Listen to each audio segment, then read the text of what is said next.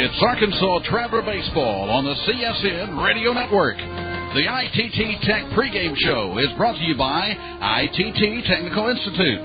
We are now online at itt-tech.edu.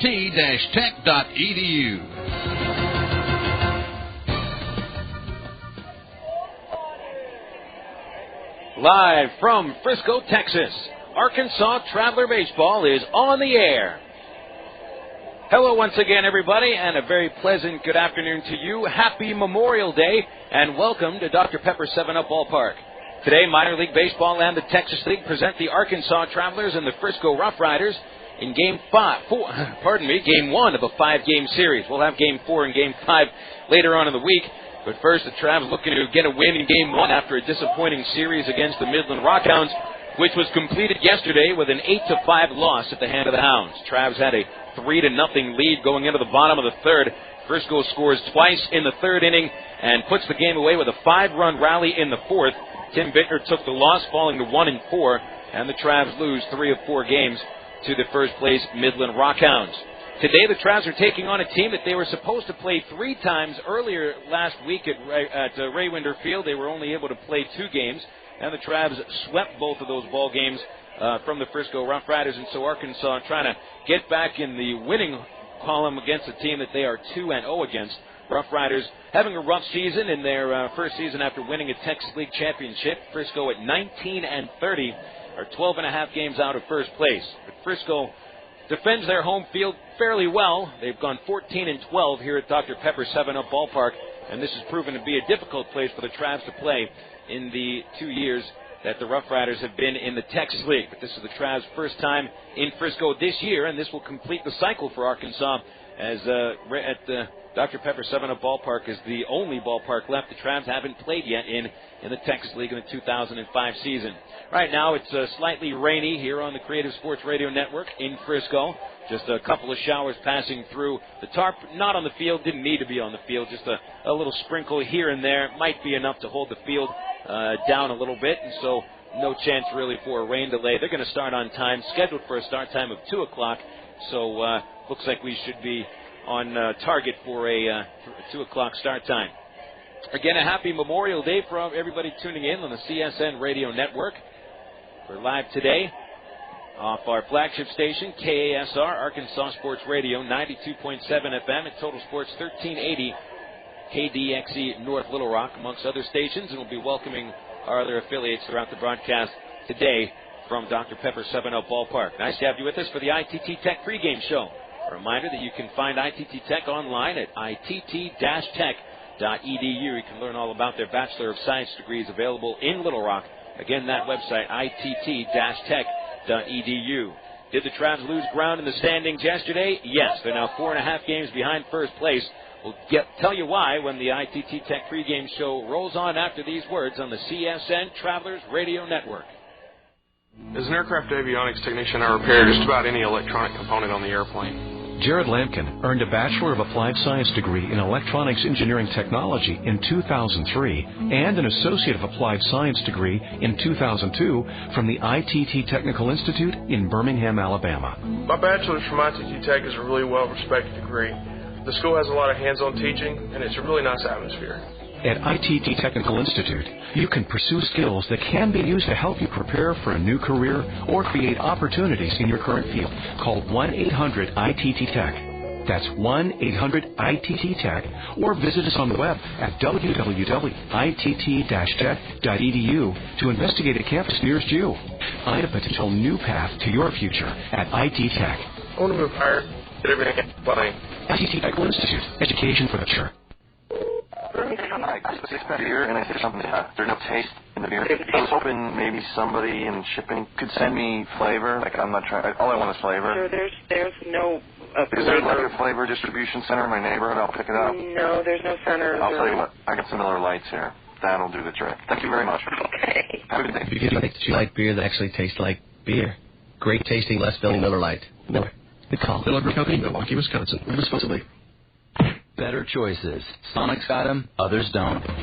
Come in today for the spicy taste of Sonic's new Cajun chicken sandwich. A tender grilled chicken breast topped with crisp lettuce, fresh tomatoes, pepper jack cheese, and ranch dressing. Then seasoned with Sonic's savory blackened sauce. It's a little bit of New Orleans flavor served up hot and fast the way only Sonic can do it. But only for a limited time at participating Sonic drive-ins. The new Cajun chicken sandwich. It's not just good, it's Sonic good. Welcome back to Dr. Pepper 7-Up Ballpark here for the ITT Technical Institute pregame show. Phil Elson with you on the broadcast today, and back at the studios at CSN Center Control is Josh Harrison. Game 1 of this 5-game series. We'll be playing a doubleheader tomorrow afternoon starting at 4:30, and then Game 4 and 5 of the series will be coming to you on Wednesday and Thursday, both games at 7 o'clock in the evening. Then back to Little Rock for the longest homestand of the season. It'll be a 12-gamer. The Trav will entertain the Midland Rockhounds, the Tulsa Drillers, and the Springfield Cardinals.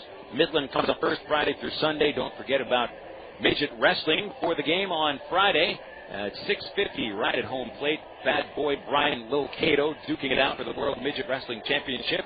And then Saturday, first 1,008 adults will receive a free 1958 Arkansas Traveler replica cap, courtesy of the Oral Health Coalition and Fox 16. And that is the first season, 1958, that the Travelers were known as the Arkansas Travelers. And so that hat should be a good keepsake for any Trav fan or any sports fan throughout Central Arkansas.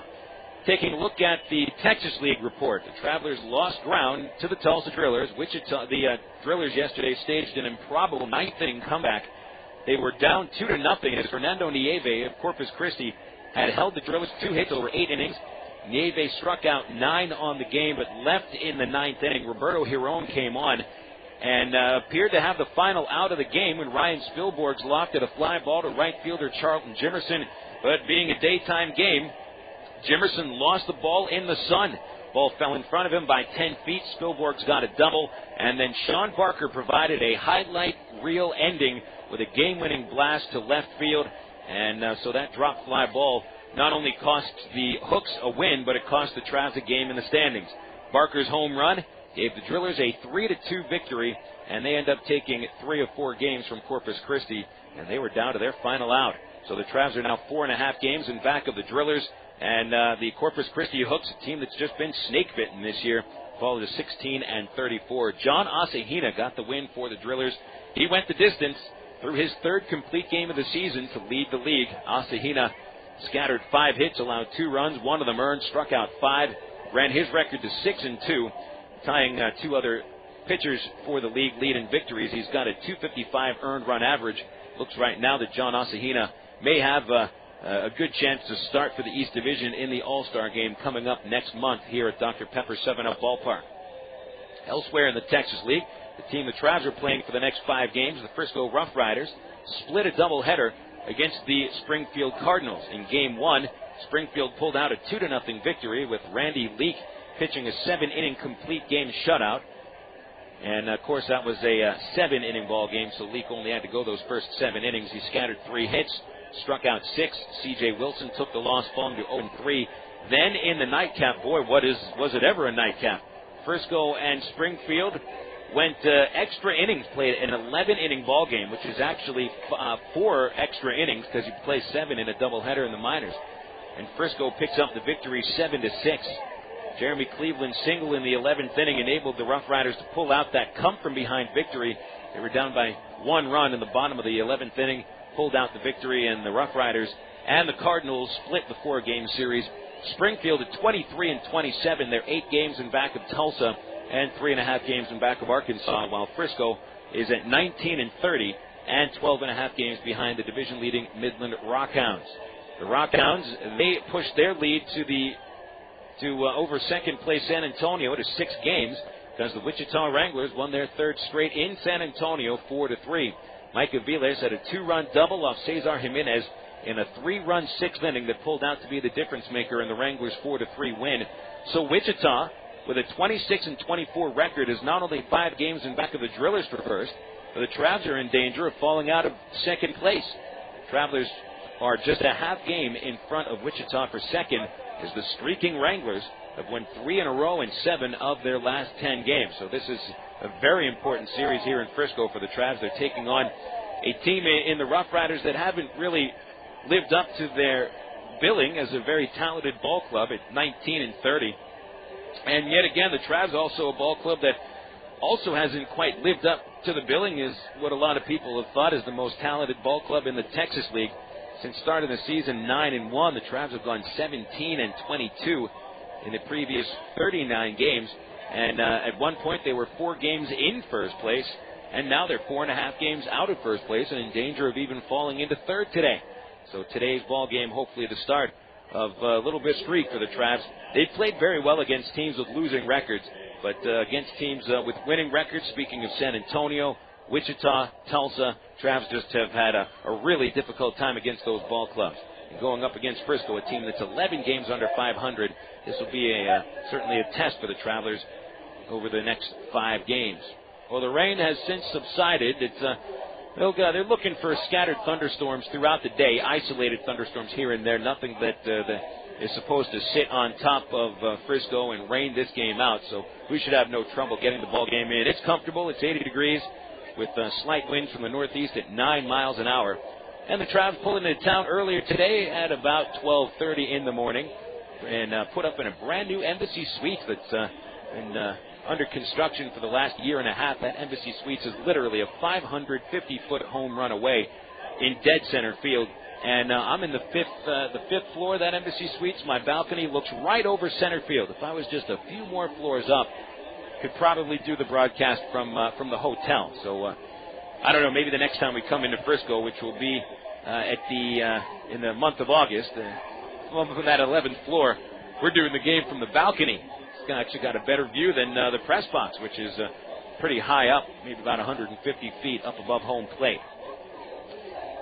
Memorial Day crowd still coming in to Frisco's Dr. Pepper 7-Up ballpark. It is a pretty nice day for a ball game, but of course, Memorial Day, there's plenty of other things to do than go to a baseball game. They'll probably get about 7,000 people in here, which isn't that bad for a Monday afternoon, but plenty of other things going on here in Frisco. The mall nearby. There's a basketball and hockey arena past left field. It's called the Dr. Pepper Star Center. And that is where the Dallas Stars would be practicing if they ever played hockey again.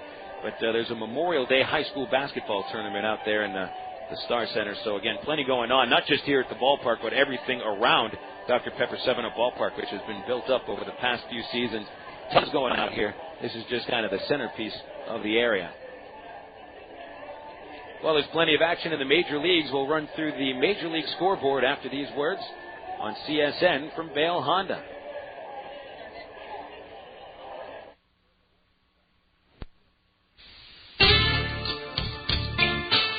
Dreams makes the best reality. And the reality is that the Honda Ridgeline is here at Vail Honda, 13101 Chenal Parkway in Little Rock. It's tough as nails and rugged from top to bottom. The all-new 2006 Honda Ridgeline features a rigid closed box frame with unit body construction and fully independent suspension for confident handling. The Honda Ridgeline with full features. Come see it today and drive it away tonight at Vail Honda, 13101 Chenal Parkway in Little Rock. Vail Honda, making your life's drive a little bit smoother. When it comes to a full line of office products, the name is Settle Office Products, 4412 MacArthur Drive in North Little Rock. They've been in business on MacArthur Drive for 23 years. They give free delivery anywhere in Central Arkansas. They have office furniture, office supplies, scratch and dent furniture, and they're family owned and operated. Give them a call today at 758-1050 or see them on the website at www.settleofficepro.com.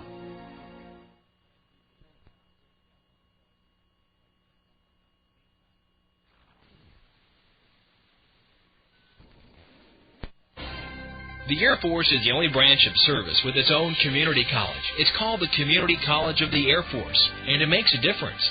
You see, in the Air Force, you earn college credit for learning your job. You can earn an associate's degree in one of 66 career fields. Your job experience goes farther in the Air Force. For more information, call 1-800-423-USAF or log on at airforce.com. Cross into the blue with the U.S. Air Force. No one comes close. Why people statewide across the state of Arkansas like CSN? Here's Gary Coates, General Manager and owner of affiliate KBJT in Fordyce. Well, I like it because it's Arkansas-oriented. You know, the things that that CSN carries are always from within the state, and for the most part, and it's a real big help to our broadcast schedule. CSN now in her 27th year. Welcome back, Traveler fans, to the ITT Technical Institute pregame show here on a cloudy Memorial Day in Frisco, Texas. Phil Elson with you for the broadcast today. Nice to have you with me. Let's run through just a couple of the games that are in progress right now in the National League. It'll be a full slate of games, daytime action on ESPN today. Right now they're in the bottom of the fourth at Pittsburgh, and the Florida Marlins are ahead of the Pirates by a score of 2-1. Top of the third at Houston, and Cincinnati leads the Astros 2-0. Joe Randa has hit his second home run of the season. The Angels, coming off of a victory in a series over the Kansas City Royals, are out in Chicago today to battle against the White Sox. Angels entering today's game at 30-20, a half game in front of the streaking Texas Rangers, but the Angels on a streak of their own. They've won 4 consecutive games. Should be a good game as the Angels send Jared Washburn to the hill at 3-3 and a 373 earned run average, and perhaps the top pitcher in the American League, Mark Buehrle, takes the hill for the White Sox. His record 7-1 with a 3.05 earned run average. There in the American League, Boston hosting Baltimore. It'll be the Oakland Athletics and the Tampa Bay Devil Rays. It is Toronto at Seattle. And in the National League, the Washington Nationals have a home day on Memorial Day. Of course, they should. Atlanta Braves are at RFK Stadium today. St. Louis visiting the Colorado Rockies. The first-place Cardinals at 32-17 are 7.5 games in front of the Chicago White Sox, and already the Cardinals have built up the largest lead for any first-place team in the majors. The Cardinals sent Jason Marquis to the hill against Colorado's Jamie Wright, and the Cards are going to try to get fat out at Coors Field against the last-place Rockies. Cubs and Dodgers tonight at Dodger Stadium. Greg Maddux and Wilson Alvarez the starting pitchers. And Milwaukee and San Diego today at Petco Park. Those late games out west. News out of the Angels organization. Yesterday, Irvin Santana made his AAA debut and took a no-hitter into the 7th inning and ended up picking up a 4-2 victory. Santana gave up 1 triple and then a home run with 1 out in the 7th. But the Salt Lake Stingers bailed him out, scoring 4 in the 9th inning for the victory.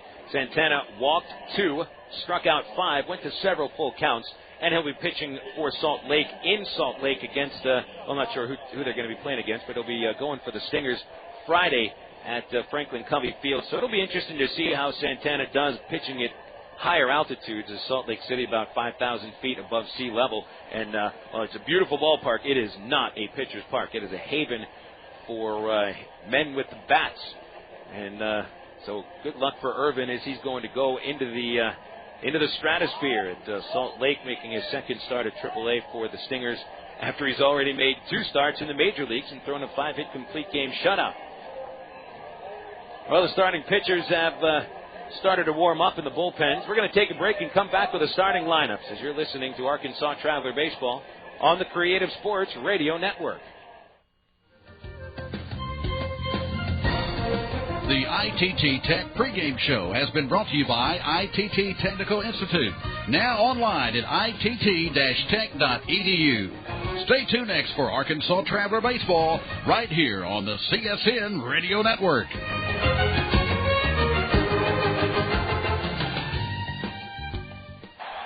You know, a while back when I was growing up, that was a long time ago, the Travelers used to do free tickets for kids with the Notto game. Well, the tradition continues at Ray Winder Field thanks to the West Little Rock Optimist Club. Listen to this deal. Every Traveler home game, youth groups can get free box seats. You heard right. Free box seats by calling the Travelers at 664-1555. Just ask for the Optimist Dugout, and each kid in your youth group or baseball team gets a free box seat while the adults pay just $6. You won't find a better deal anywhere in town. The Travs and the West Little Rock Optimist Club are committed to passing our love for baseball to your kids. In order to take advantage of this, you got to call 664-1555 and ask about the Optimist Dugout. Free box seats for youth groups every game, only at Ray Winder Field. In 1805, Lewis and Clark described in their journals a country teeming with wildlife. Bison as far as the eye can see. Rivers churning with fish. They wrote of scenes of endless beauty and of meeting more than 100 nations of American Indians. whose lives were one with our environment. Now, imagine what Lewis and Clark and the American Indians they met would say if they walked the trail today. Would they be pleased? There are herds of homes where the buffalo once roamed. Or would they feel differently? Something must be done to save what's left of this great place. As we commemorate the Lewis and Clark Bicentennial, we encourage you to consider what's been lost and what we can do to preserve what's left of the trail that still winds through us all. Walk with Lewis and Clark and see what you discover at www.lewisandclark200.org. This is a public service message of the National Council of the Lewis and Clark Bicentennial, the Missouri Historical Society, and the Ad Council.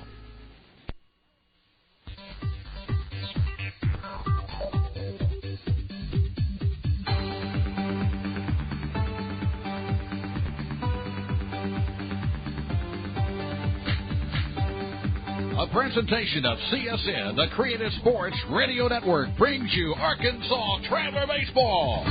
Today's game is brought to you by the ITT Technical Institute online at itt-tech.edu, by Coca-Cola, make it real, by Miller Lite, prevent taste loss with Miller Lite, by Allstate, you're in good hands with Allstate, and by the Sonic Drive-In. Arkansas Traveler Baseball is brought to you statewide on the Creative Sports Radio Network by Bale Honda. See the new Honda cars and trucks today. The U.S. Air Force, crossing to the blue. The Bank of the Ozarks with several locations to serve you. And by the Conedo Tax Advisory Group. And now, the Texas League Arkansas Travelers. Welcome back to Dr. Pepper 7-Up Ballpark here in Frisco, Texas, a.k.a. the Giant Soda Bottle. Phil Elson with you for the broadcast today, and a happy Memorial Day for all those tuning in. Let's get to the starting lineup for Game 1 of this series. We'll begin with the hometown Frisco RoughRiders. They are there in their third year as the affiliate of the Texas Rangers, and they're managed by Darrell Kennedy. With a record of 19-30, Frisco is in third place in the Texas League West at 12.5 games in back of the Midland Rockhounds. Leading off for Frisco, the designated hitter, Rudy Yan. Batting second and playing second base, Jace Brewer. Hitting third, playing first base, Jason Hart. Cleaning up and at third base, Seth Taylor. Batting fifth in right field, Juan Senrizo. Batting sixth and at shortstop, Joaquin Arias. Batting seventh and in left field, Jeremy Cleveland. Batting eighth and catching, Jared Abruzzo. And batting ninth and at center field, Cameron Coughlin. For the Arkansas Travelers, they're managed by Tom Gamboa, affiliated with the Los Angeles Angels of Anaheim. 26 wins, 23 losses, second place in the East, 4.5 games back. Leading off at shortstop, Erick Aybar. Batting second and at second base is Alberto Callaspo. Hitting third in right field, Tommy Murphy. Catching today, cleaning up, Mike Napoli, who's just named this week's Texas League Player of the Week. Batting fifth at third base, Greg Porter. In the sixth spot, the left fielder, David Gates. Batting seventh at first base, Mike Elward. Hitting eighth in center field, Chris Morris. And batting ninth, the designated hitter, Ryan Leahy. Starting pitchers for today's game. For Frisco, right-hander Nick Masset takes the hill. Travs defeated Masset 5 days ago, pitching just 3 1/3 innings, gave up 8 runs on 9 base hits. Masset carries a 1-6 record in 10 starts with a 776 earned run average. 51 innings, he's allowed 82 hits and a 376 average against. 5 homers, 47 runs, 44 of them earned runs. He's walked 19, struck out 28, and has thrown 7 wild pitches. Masset stands 6'4", 190 pounds, and is out of Key Largo, Florida. Right-hander at 22 years old, and actually 23 years old now. He'll be making the start for Frisco. On the mound for the Arkansas Travelers is left-hander Daniel Davidson, carrying a record today of 5-1 with a 4.13 earned run average. He's making his 10th appearance. He defeated Frisco and Nick Masset 5 days ago and has that 5 wins. He's tied with Irvin Santana for the team lead. He's given up a 289 average in 48 innings. That's 57 hits, 4 homers, 26 runs, 22 of them earned. He's walked 14. He has struck out 32. A color guard from the United States Navy has taken its position in back of the pitcher's mound, and we'll keep it here for the performing of the Star-Spangled Banner here on Memorial Day.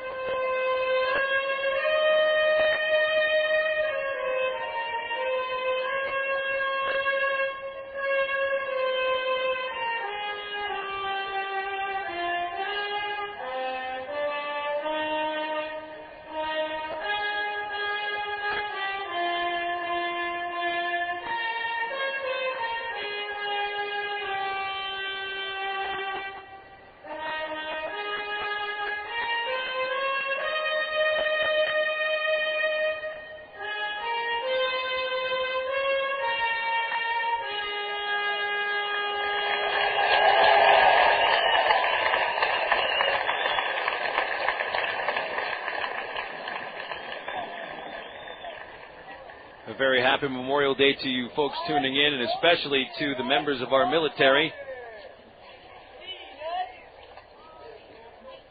This Memorial Day is such an important holiday, especially with our men and women fighting overseas in Iraq, Afghanistan. Of course, we cannot forget about any of the members of the military who have made such an impact on the state of Arkansas. Of course, over at Camp Robinson and at the Little Rock Air Force Base, down at the Pine Bluff Arsenal. State of Arkansas certainly appreciates the work that the military does in the state. Color guard makes its way off the field, so the RoughRiders are just about ready to take their positions. Take a break, come back with the first pitch as the Travs and the RoughRiders play Monday Memorial Day baseball at the Giant Soda Bottle at Dr. Pepper 7-Up Ballpark. This is the CSN Travelers Radio Network. He joined the Air Force in 1964 and served in Vietnam. He commanded forces in the far corners of the globe. Rising through the ranks, he served as a 3-star general at the Pentagon. You'd think 30 years of distinguished service would be plenty. But if you're Norman G. Leasy, Lieutenant General, retired United States Air Force, that's just the beginning. Today, he's pursuing a new career as Walmart's Vice President of National Government Relations. Norm's journey took him near and far, through Asia, Scandinavia, Europe, the Middle East, and Webster University, where he earned a master's degree that served him well in his career. I'm Bob Costas, member of the board of Webster University. All Webster campuses around the world share the same belief. Education is more than just a degree.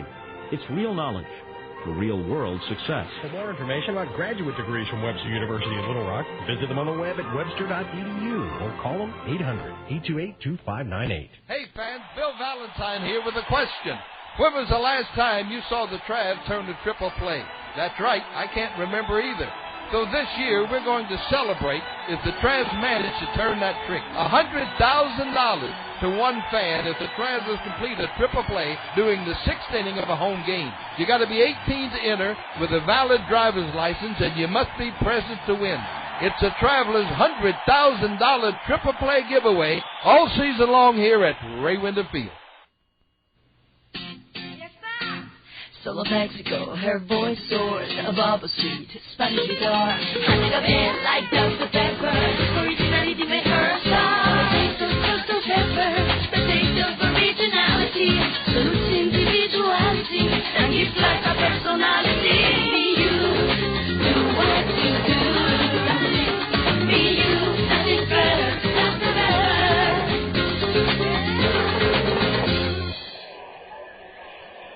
They're set for baseball here at Dr. Pepper 7-Up Ballpark as the RoughRiders have taken their positions, and Nick Masset is about 6 or 7 throws into his warm-ups. Umpire crew for this series. They've been here for the previous series when Frisco hosted Springfield. Jeff Macias, Barry Larson, Chris Tiller. Tiller, the crew chief, will be at first base today. Macias behind the dish, and Larson over at third base. We'll pause right now 10 seconds for stations to identify themselves here on the CSN Radio Network. Your home for Arkansas Traveler Baseball.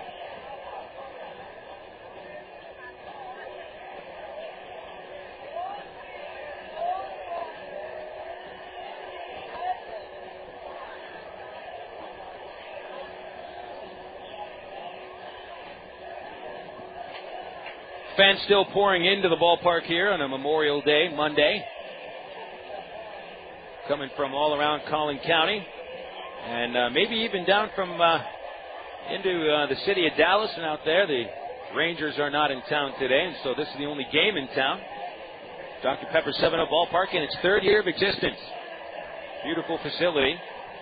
Bit of a pitcher's park. It's deep out to center, 409 feet. Down each line, it's 335 feet. The gap in left center measures 364.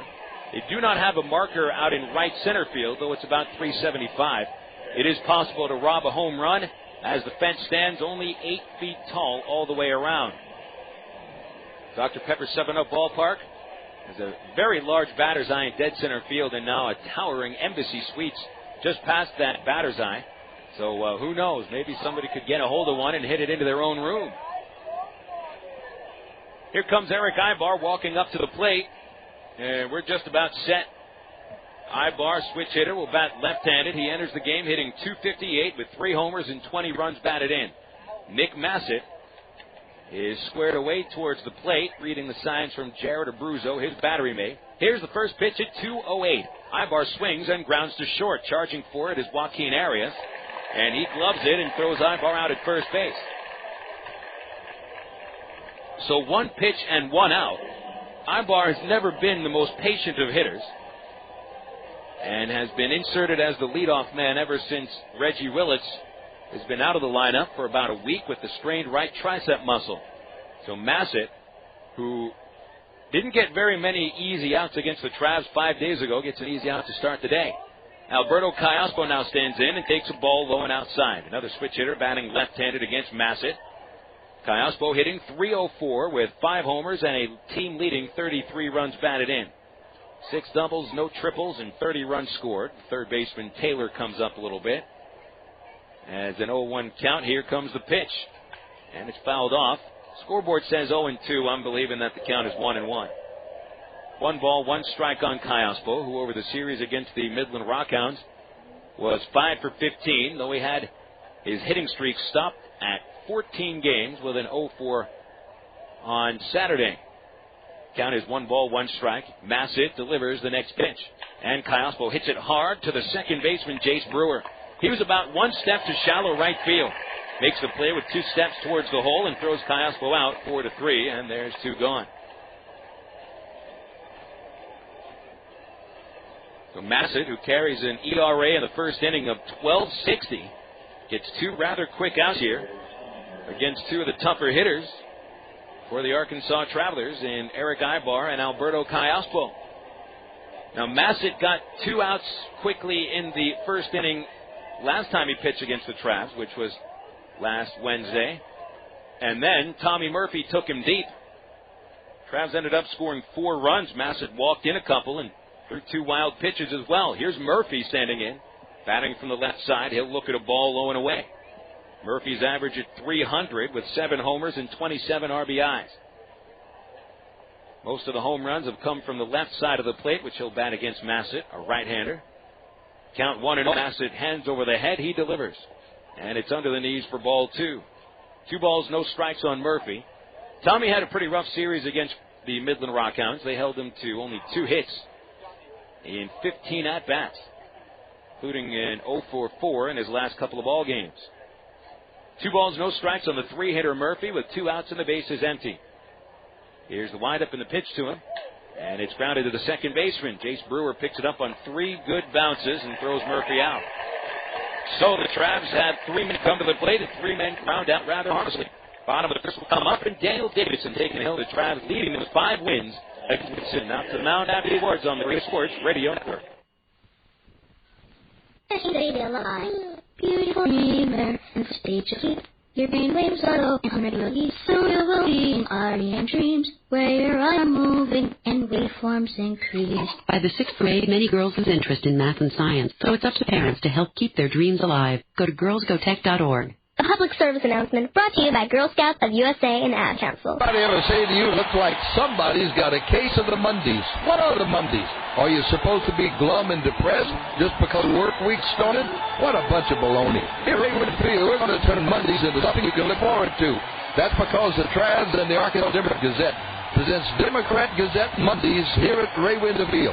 Every Monday, the Travs are home. You just pick up a copy of the Democrat Gazette, and there'll be a discount coupon from the sports section good for $3 admission. See, Mondays aren't so bad, at least not during the baseball season. So the next time someone tells you about a bad case of the Mondays, grab 2 quarters of Democrat Gazette and show them that the Mondays are a good thing to get. It's a $3 coupon every Monday, brought to you by the Travs and the Arkansas Democrat Gazette.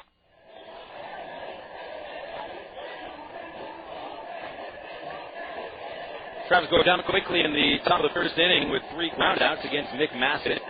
And so we go to the bottom of the first with no score at Dr. Pepper 7-Up Ballpark. The RoughRiders' first 3 hitters, Rudy Young, Jace Brewer, Jason Hart. As a switch hitter, Young, who bat left-handed, followed by 2 righties. Travs left-hander Daniel Davidson taking the hill today. 10th start of the year. His record 5-1 with a 4.13 earned run average. Coming off his 5th win of the season. A victory 10-3 over Frisco last Tuesday. Actually last Wednesday. Scattered 6 hits, gave up 3 runs, 3 walks, and struck out 4 over 5 2/3. Travs are 5 and 4 when Davidson takes the hill. He's had 3 no decisions, and each of those no decisions has been a Traveler loss. Davidson, a tall, lanky left-hander at 6'4", 225 pounds, winds up and delivers the first pitch to Rudy Jan. It'll be at the knees for a called strike. Jan, a switch hitter, the DH today. He is Frisco's team leader at .325 average, with 36 runs scored and 19 steals, also leading the RoughRiders. Davidson's pitch is outside, and it's 1-1. Jan hasn't hit a homer yet. He's knocked in 16. The 1-1 pitch from Davidson, a changeup, and Jan swings and misses. Almost fell over the plate in front of that changeup, and the count is 1-2. Davidson kicks, and the 1-2 pitch. Change up, and strike 3 is called. It's on the outside corner. Jan backpedals away from the plate, puts his head down, and walks towards the third base dugout as Davidson strikes him out. 33rd strikeout of the season for Davidson. His season high, 5 strikeouts. He's done that 2 times, last time against the Drillers on May the 15th. So Jan strikes out for just the 20th time this year. And Jace Brewer stands in, a right-handed hitter playing second base. Davidson delivers a first pitch fastball outside. And it's 1-0 on Brewer. He's hitting .298, 1 homer, and 7 runs batted in. He's knocked 5 doubles, no triples, scoring 14 runs. Davidson's 1-0 pitch is a fastball at the knees for a strike, 1-1. 1 ball, 1 strike on Jace Brewer, who takes over at second base here for the RoughRiders. Previously, Drew Meyer had been playing a lot of second base. He's out of the lineup today. The 1-1, low and away, ball 2. 2 balls, 1 strike. Meyer not on the disabled list, just missing today's game. RoughRiders earlier today placed both of their catchers on the disabled list. That would bring up 2 untested catchers from lower levels of the minors. Brewer pops up the 2-1 pitch into shallow right field, and Alberto Callaspo backpedals out there. About 10 feet out, he'll make the catch, and there's 2 away. Here are the fielders behind Davidson. Out in left, David Gates. In center, Chris Morris. And in right is Tommy Murphy. Greg Porter patrols the hot corner. Erick Aybar at short. Callaspo at second. Mike Elward at first. Davidson's battery mate is Mike Napoli, the Texas League Player of the Week. 2 outs, and Jason Hart standing in. Powerful right-handed hitter out of Springfield, Missouri. Hart is 6'4", 230 pounds. He's hit 12 homers this year, which ties him for the league lead. First pitch from Davidson is driven deep down the left field line. It is hooking, and it is foul. Caught in the bullpen by one of the Frisco relievers. They're very proud of the bullpens in the stands here at Dr. Pepper 7-Up Ballpark. Each bullpen is set back about 7 rows in foul territory down in each corner. So Hart fouls one into the home bullpen, so the count 0-1. Davidson's next pitch misses the outside corner. It was at the knees, but outside, 1-1. Hart hitting .258 with those 12 homers, 34 runs batted in. Now the 1-1 pitch. Swing and a miss on a changeup. That makes it 1-2. Travs handled Hart pretty well during the series at Raywinder Field. Of course, it was just 2 games. Pretty small sample to decide how one team plays against another. Davidson's 1-2. Check swing on a ball in the dirt. No appeal on that check swing. 2 balls, 2 strikes. Hart only had 2 hits over the series. He was 2 for 8. Had a double, knocked in 2 runs.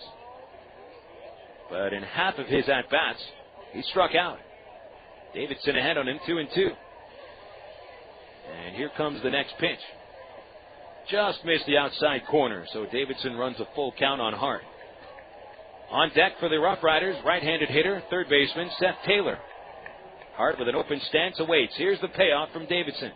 And it's grounded foul as Hart goes after a changeup floating high and outside. Hit it off the end of the bat towards the on-deck circle in front of the Traveler dugout. So it remains 3-2 on Hart, but the base is empty and 2 away in the bottom of the first. Davidson delivers and strikes him out swinging on a changeup. Nice-looking pitch as Davidson strikes out 2 and sets down 3 in a row to start the ball game. So 1 inning complete, nothing doing. Into the second we go on these words from CSN and Vail Honda.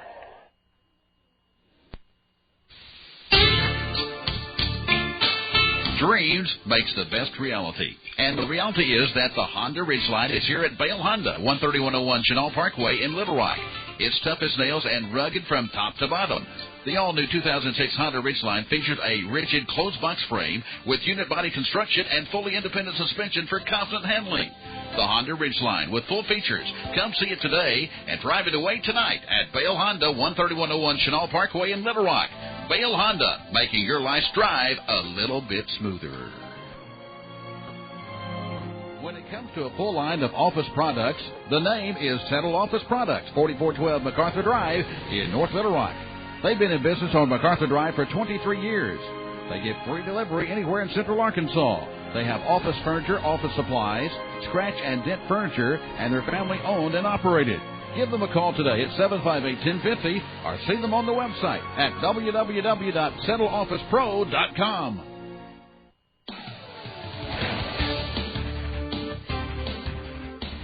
If you're a fan of sports in Arkansas, then this summer CSN is the place to be, as we'll bring you Arkansas Travelers baseball, Arkansas Twisters football, and Arkansas Archangels basketball. In May, it's the high school baseball and softball tournaments and state championship games. In June, it's the high school all-star games, and in July and August, we'll bring you the American Legion state tournaments and championship games. Sports action all summer long right here on the Creative Sports Radio Network. Welcome back to the Soda Bottle here in Frisco on an overcast Memorial Day Monday. Starting to clear up a little bit. Got a nice big patch of blue skies up above the ballpark, but off to the left and the right, plenty of cloud cover. The wind is blowing in from right field and from center field, so got a little bit of pitcher's weather today. This is a difficult ballpark to hit home runs. It just doesn't carry very well, either to left center field or to right center field. And with the wind coming in today, it's going to make it even tougher. Travs have been relying on a few home runs over the past few ball games, and it's been Mike Napoli providing most of the power. He's homered in 3 consecutive games and has hit 5 home runs, actually 6 home runs this month. And Napoli leads off the second inning against Nick Masset. Right-hander versus right-hander. Here comes the first pitch to Nap. It is under the knees at the... Well, they'll call it at the knees for a strike, and it's 0-1. Napoli hit just 1 home run in the month of April. Had a pretty slow start, but he has turned it up this month. He's hitting .311 during May, 6 homers, 20 runs batted in. Here's the 0-1 from Masset. And a slider swung on and missed, strike 2. So Napoli falls into the hole at 0-2 against Masset. Now, Masset has a pretty good fastball. High 80s. He'll touch 90 miles an hour on occasion.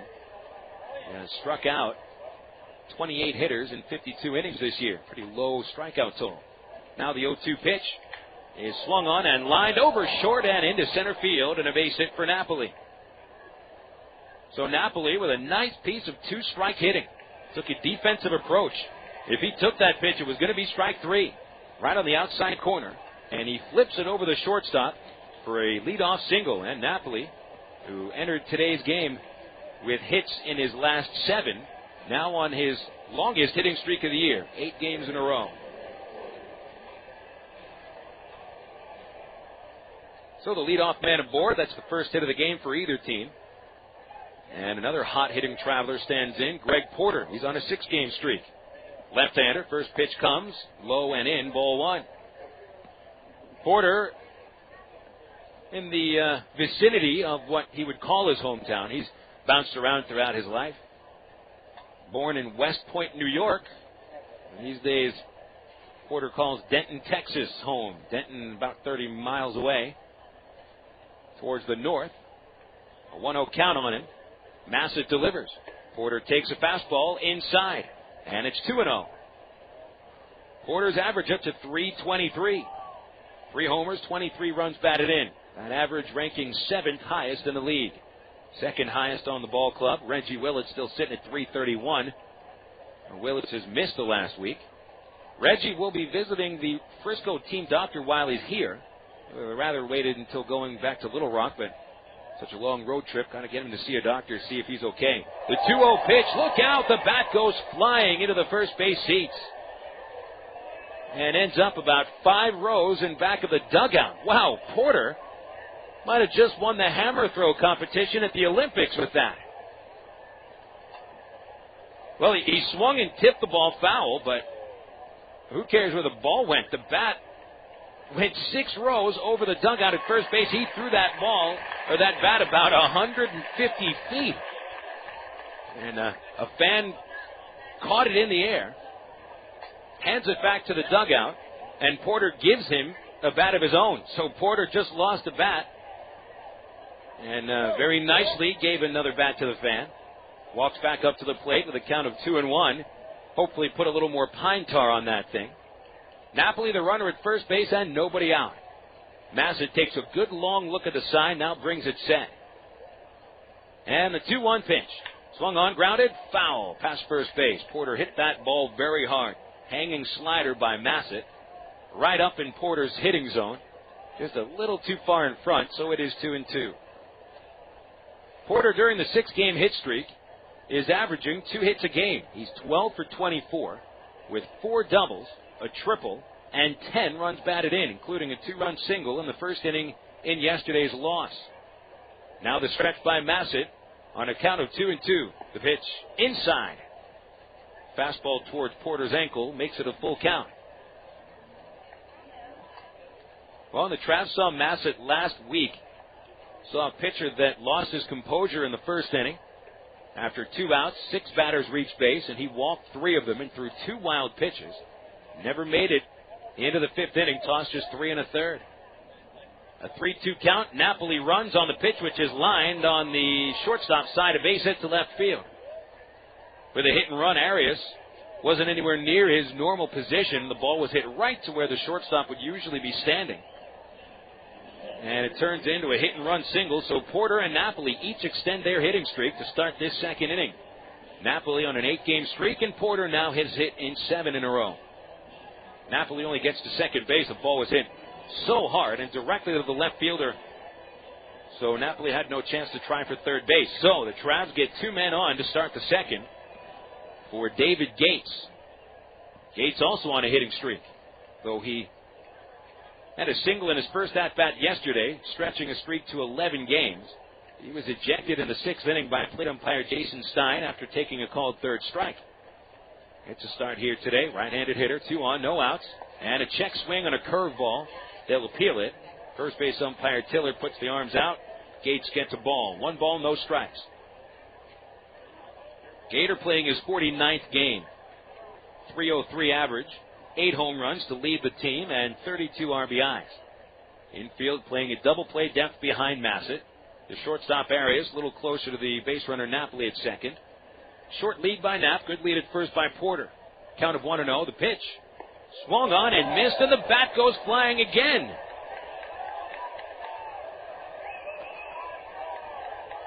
Sooner or later, there's going to be enough pine tar on these bats that they'll actually be able to hold on to them. Gates threw the bat into foul territory just in front of the Frisco dugout at third base. Not the 150-foot throw that Porter won the gold medal with.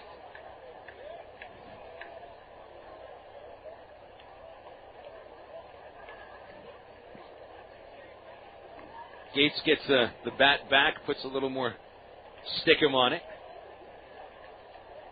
Apparently somebody put butter in the Travelers' bat case, because that must be what they're using instead of pine tar.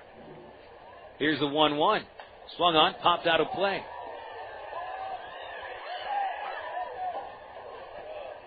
Guess it's a nice big packet of I can't believe it's not pine tar.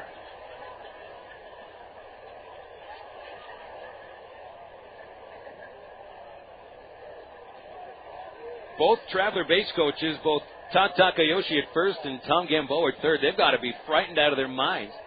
Sooner or later, one of those bats is coming their way. Look at Takayoshi. He's standing about 50 feet away from first. The stretch by Masset and the 1-2 to Gates. Chopper towards third, foul ball. So it's still 1-2 on Gates. 2 singles here in the second inning and nobody out. Mike Napoli at second, Greg Porter at first. I think people already will remember this inning for the belfry of bats that have been tossed by Traveler hitters.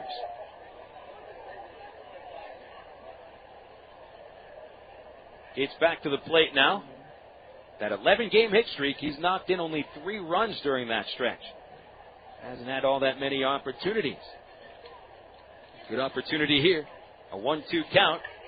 The pitch. Under the knees. Ball gets away from the catcher, Abruzzo, but not too far. Napoli went about a third of the way to third base. And just watched his former teammate, Abruzzo, look to the right and the left before realizing it was right between his feet. 2-2 to Gates. Abruzzo and Napoli pretty much held down the catching duties last year at Rancho Cucamonga. And Abruzzo released by the Angels at spring training, hooked up with Texas. 2-2 count on Gates. Here's the pitch. And another foul ball. This one straight over the net behind the plate. And into one of the luxury suites which ring this ballpark. Interesting looking ballpark. I've been talking about it for 3 years. Looks more like a neighborhood on the outside than a baseball park. Disconnected parts of the grandstand, which are actually, they look like houses. I just call them chateaus. About 7 of them. We're in Le Grand Chateau. Pickoff play at second. The ball almost hits Napoli in the head. He ducked underneath the throw from Masset and allowed the shortstop Arias to catch it right behind him. Le Grand Chateau is where the press box is, at the very top of the ballpark. No other part of this ballpark is higher, altitude-wise, than our booth. It's at least 150 up there. The 2-2, Gates swings and misses on a slider, and Masset strikes him out. Pretty big strikeout for Masset. That's the first out of the second inning. And now the slumping Mike Elward will stand in. The Chateau stretch from way back into the right field corner, over to the left field corner. High price tickets, luxury suites. If you've ever seen them, these are definitely luxury suites. Not for your regular average minor league baseball fan who's looking for discount tickets and cheap beer, because that doesn't happen here in Frisco. Here's Elward taking a pitch low for a ball. It's 1-0. There are tickets here at Dr. Pepper 7-Up Ballpark that are $18. It's the same Texas League Baseball that quite often you can just pay $3 to see at Ray Winder Field. 1-0 on Elward. His average 247, 3 long ones, 21 RBIs. A 1-0 pitch. Drops at the knees, a called strike. 1-1.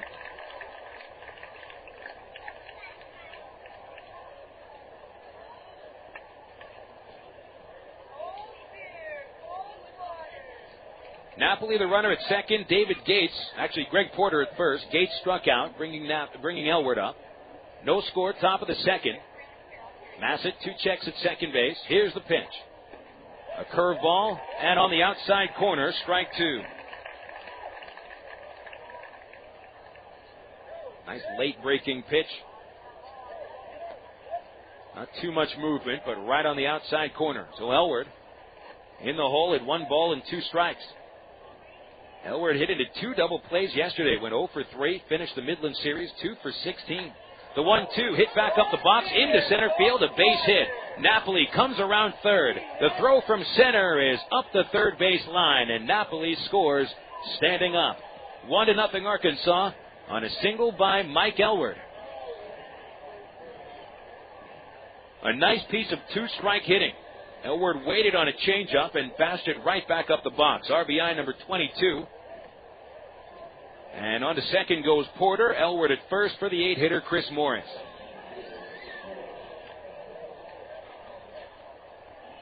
Elward's third RBI against Frisco, and 2 runs batted in last series.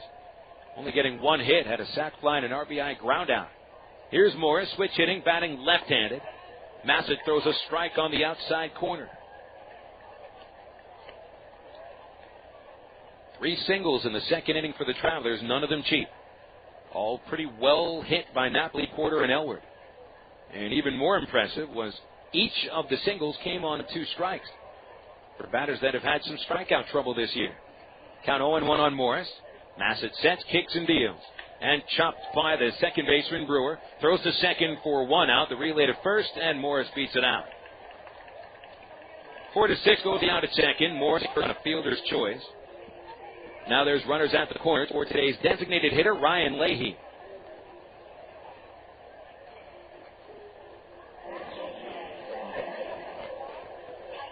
Leahy getting his third start as the DH after getting most of his playing time at third base. And he has produced enough to warrant starting every day, whether it's DH or in right field. We started once for third base. Ryan was 5 for 14 in the Midland Series with 2 runs batted in. Right-handed hitter hitting .267. Time called, and Leahy steps out of the box, takes a practice swing. A 1-0 Traveler lead as Elbert knocks in Napoli. Now Leahy working with runners at the corners. Masset delivers. And it's chopped to shortstop. Arias 2 steps to the hole. Backhand splits to second. And Morris is forced out. This will end the second inning. Travs grab the lead thanks to 1 run on 3 base hits. And 2 runners left. It's 1-0 Arkansas. And the bottom of the second inning coming up on the CSN Travelers Radio Network. We're witnessing some intense pain here, folks. Throbbing muscles, swollen joints. This is pure torture. We're talking total body suffering. Not even the internal organs are... Bob, the game hasn't started yet. Game? I'm talking about me. Don't let orthopedic discomfort interrupt your life. Learn to manage it with Baptist Health in Ortho, Arkansas, the state's leaders in orthopedic medicine. To reach a specialist or for more information, call Baptist Health Healthline at 227-8478 and get back in the game. Oh, I can feel that hit up here. I never wanted a Coke so bad in my life. Like the time I went in a shop till you drop a thon with my girlfriend. So there I am pinballing from store to store across the vast expanse of this mega mall, forced to give my opinion on her clothing choices, which she promptly ignored. I think it was from all the, yeah, that looks great, honey, but I was parched. Only one thing was going to unparch me, a Coke. I would have cried, but I couldn't spare the fluid. So next time I go shopping, it'll be online. Coca-Cola. Make it real. Hey, fans, it's easy to get discount tickets to Travs games all year thanks to Ready Ice. Arkansas's #1 ice company, Ready Ice presents Ready Ice Wednesdays at Ray Wonder Field. Just pick up a discount coupon for any Wednesday Travs home game anywhere Ready Ice is sold, like most Shell and Exxon gas stations. Bring the coupons to the Travs box office for $3 general admission tickets to any Wednesday home game. That's Ready Ice Wednesdays at Ray Wonder Field all season long. Thanks to Arkansas's #1 ice company, Ready Ice.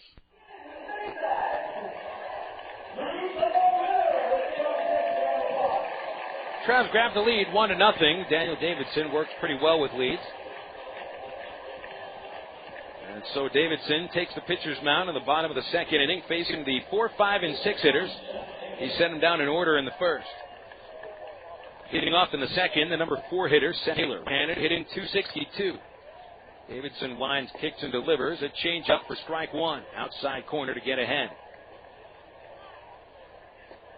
1 run on 3 hits for the Travs in the second inning. Mike Elward collects the RBI single.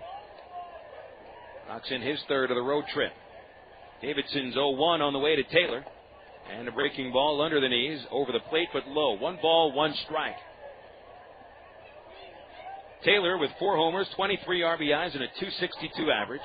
6 doubles, no triples. The pitch lofted over short to shallow left field. David Gates coming in. And he gets there for out number 1.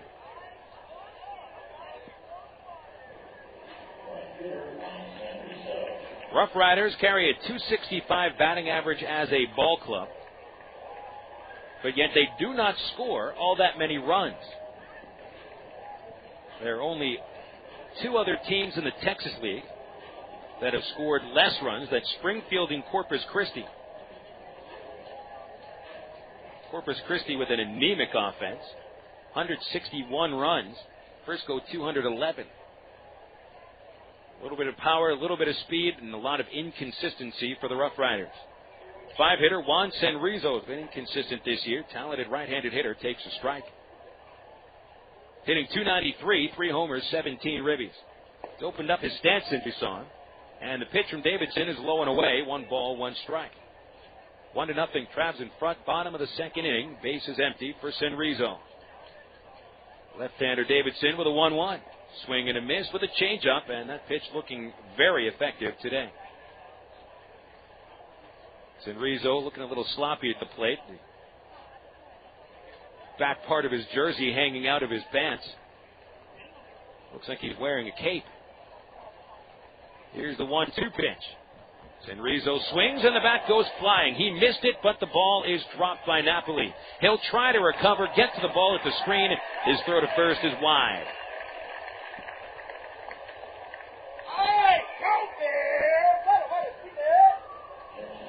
So Davidson strikes out Rizzo, but allows him to reach base anyway. It'll be a wild pitch on Davidson. And looked like Napoli might have been a little distracted by the flight of the bat as the third bat of this game goes flying towards the seats. Thankfully, that one hit off the railing in front of the third base dugout. Goodness gracious, we've had more bats thrown today than balls put into play, it feels. So Davidson strikes out his third, but now deals with his first base runner. And they do say strikeout wild pitch to Davidson. Arias, the hitter, right-handed. Davidson starts him with a strike on the outside corner, and it's 0-1. So Davidson, who really needs to command the plate very well, throws his fourth wild pitch of the season. It's the second time that he has struck out a batter and allowed him on base in a wild pitch this year. 0-1, and Arias nubs one out in front of the plate. Davidson gets to it, doesn't throw to second. He wheels and fires to first and retires Arias. Pretty good play by Davidson. Some pitchers who do not compose themselves well on plays where they have to turn into a fielder would have tried to get the out at second, and Davidson really didn't even have a play there. So a heads-up play. But this does allow the tying run to get to scoring position as Arias is retired. 2 outs. The 7-hitter, Jeremy Cleveland, stands in. Another right-hander. Hitting .258, no homers, and 7 knocked in. Davidson delivers and starts him with a slider inside. Rizzo, a pretty good runner at second base. Middle infielders Aybar and Callaspo shaded just a couple of steps up the middle. 1 ball, no strikes on Cleveland. 2 away, and the Travs holding on to a 1-run lead in the bottom of the second. Time called. Cleveland steps out. Waves the bat back and forth a couple of times. Gets back in there. Straight away. About 2 inches of an open stance. Here's a pickoff play at second. The throw is not in time. Good play by Davidson. He and Aybar worked together very nicely. Aybar came in behind Rizzo. Davidson was just a little bit slow with the throw.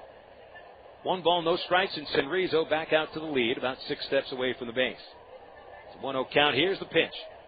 And it is in there, a slider for strike 1. 1 ball, 1 strike on Cleveland.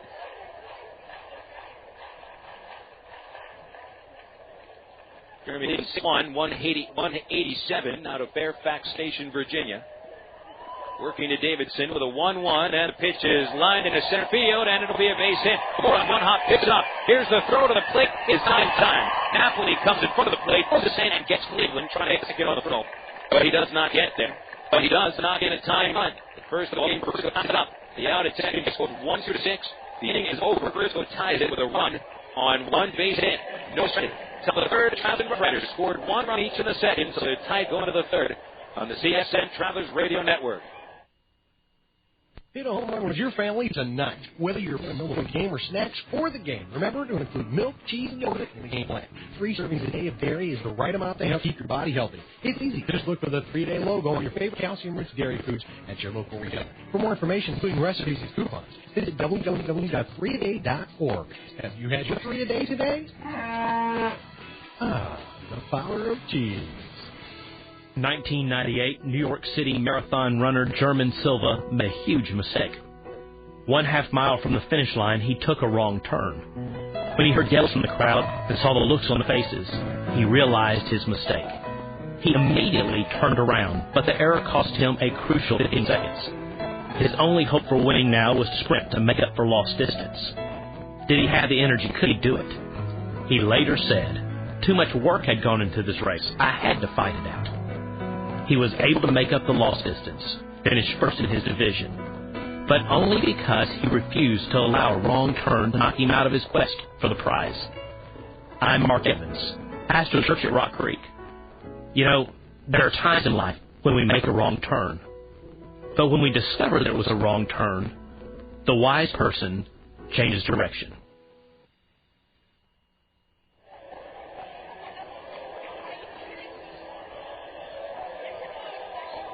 Both the Travelers and the RoughRiders get a run in the second inning. Travs needed 3 hits to get that run. Mike Elward knocked it in. RoughRiders needed just 1 base hit to get the run. Got it on a strikeout wild pitch. Fielder's choice. And they're only hit of the game. Phil Elson with you on the broadcast today. Do not get pleased. Tomorrow's broadcast starting at 4:05 with the ITT Tech pregame show. And a 4:30 first pitch. A doubleheader for the Travs and the RoughRiders. It'll be the Travs' 3rd doubleheader of the season, but it'll be the first on the road. Arkansas sweeping doubleheaders at Ray-Winder Field against both San Antonio and Corpus Christi. Meanwhile, the RoughRiders will be playing their 2nd doubleheader in 3 days. Just split a double dip with Springfield yesterday, and the second game of that doubleheader went 11 innings. So the Travs going up against a team you could classify as being tired. But so far, they've dueled to a 1-1 score as we start the top of the 3rd of the top of the Arkansas order. Erick Aybar, Alberto Callaspo, and Tommy Murphy are scheduled to bat against Nick Masset. And the third baseman, Taylor, plays in against Aybar. He'll bat left-handed. First pitch is under the knees, ball 1. Aybar grounded out on 1 pitch in the first inning. Routine ground to shortstop, Joaquin Arias. Arias had committed an error on a ground ball by Aybar last week, which led directly to the Travs scoring a couple of runs in the 3rd inning. Count is 1-0 on Aybar, hitting .258 on the season. The pitch, low and inside. 2 balls, no strikes to the Travelers shortstop.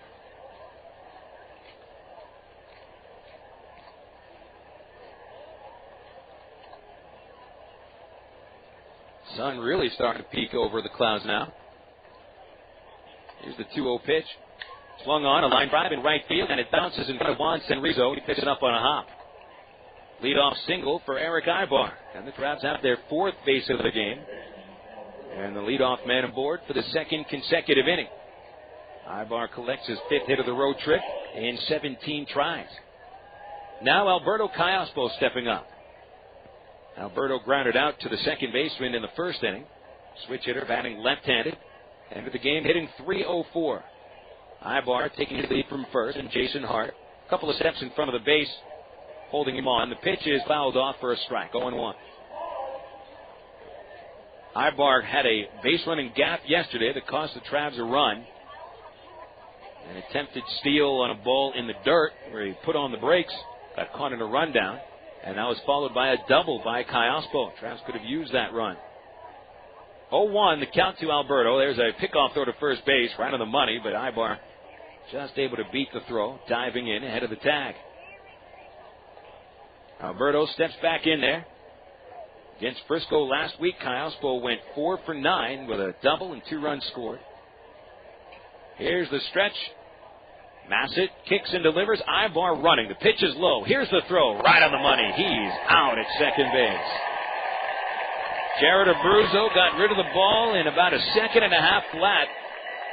Put it right into the glove of the shortstop Arias, and Aybar just slides right into the glove. Aybar caught stealing for the 9th time this year in 20 tries. His base running has been a flaw this year. So Callaspo working with the bases empty now. 1 away and a 1-1 pitch outside. 2 balls, 1 strike. You know, we saw Aybar stole almost 60 bases last year, but he was caught 36 times. And a lack of knowledge on how to steal bases really gets exploited at AA, and it is showing. Here's the 2-1 pitch. Inside with a fastball, 3-1. Aybar doesn't get very good jumps, and I don't think he picks the right pitch to run on all the time. You talk to Reggie Willits sometimes about base stealing. This is a guy, Willits, who knows what he's talking about when it comes to stealing bases. It's not just about speed. It's knowledge of the pitcher and an intuition on what pitches he's going to throw. Callaspo chops the 3-1 to the second baseman Brewer, and a routine 4-3 play on a two-hopper, 2 gone. Willits pays attention to the very small things. The way the pitcher holds the ball in his glove. The difference between that when he throws a fastball or when he throws an off-speed pitch. And he can tell a difference.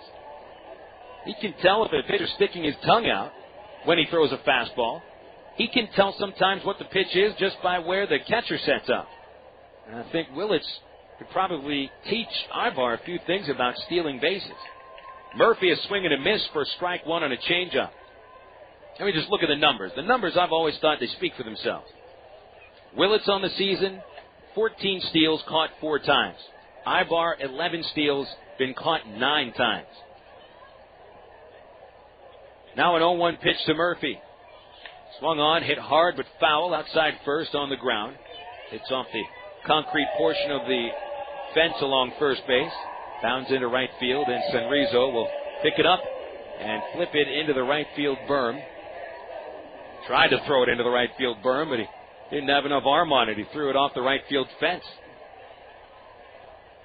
Now it gets into the crowd. 1-1 score in the top of the third. Travs had a leadoff single, but Aybar caught stealing again. And Callaspo bounces out. Now it's 0-2 to Murphy. Murphy leaning back, opens the stance. He's choking up a little. The 0-2 pitch. Fastball low and in. A good 0-2 pitch, but Murphy wasn't buying it. 1 ball, 2 strikes. Murphy hitless in his last 9 at-bats. He had a 14-game hitting streak snapped last week on Friday in Midland. A 1-2 count on him. And Masset kicks and delivers. Murphy fouls it off his foot. Almost went down, stays up. Bending over to try to ease the pain. Looked like it got him on his right foot. He'll walk around, check out, see if his foot still works. Apparently it does. The count remains 1-2.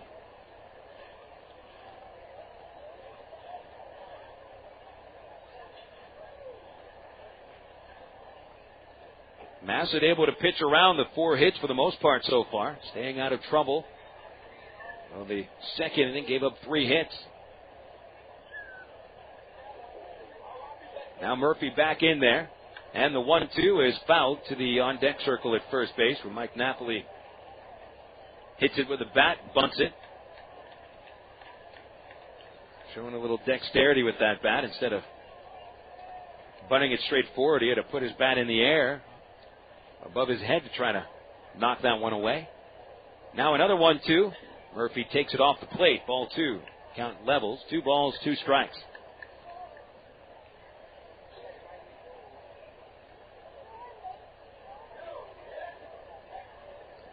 New set of baseballs brought out to the plate umpire Macias. Ball boy jogs in that oversized uniform back into the third base dugout. Now Masset leaning in. Goes into the glove. Here's the 2-2. Murphy swings and just got a piece of the ball. Fouls it between the catcher's legs. And he's fouled off 4 pitches to keep the count at 2 balls and 2 strikes. Masset and Abruzzo now meet in front of the pitcher's mound. And a quick conversation. They've been talking quite a bit over the first 3 innings. Abruzzo slowly makes his way back behind the dish. Straps on his catcher's mask. Murphy climbs back into the box. Taps the plate. Masset leaning in again. The count 2-2 on Murphy. To wind up the pitch. Ground ball. Fair, and a diving stop at first by Hart. A race to the bag. Murphy wins the race.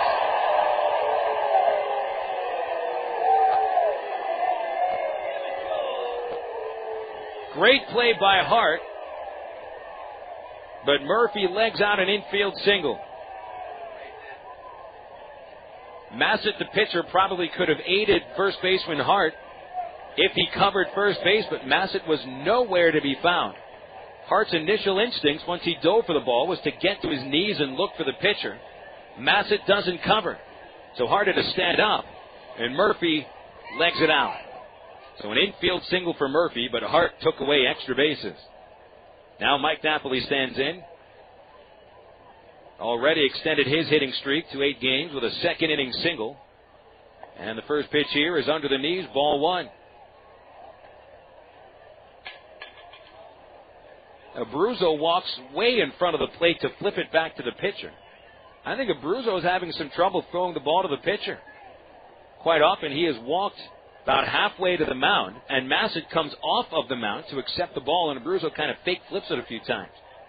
1-0 is the count. Here's the pitch outside. And there goes Abruzzo again, walking out towards the mound. Masset comes about 5 feet in front of the pitcher's mound, and Abruzzo almost threw it past him. I think we got a catcher in Abruzzo who's got a case of the yips.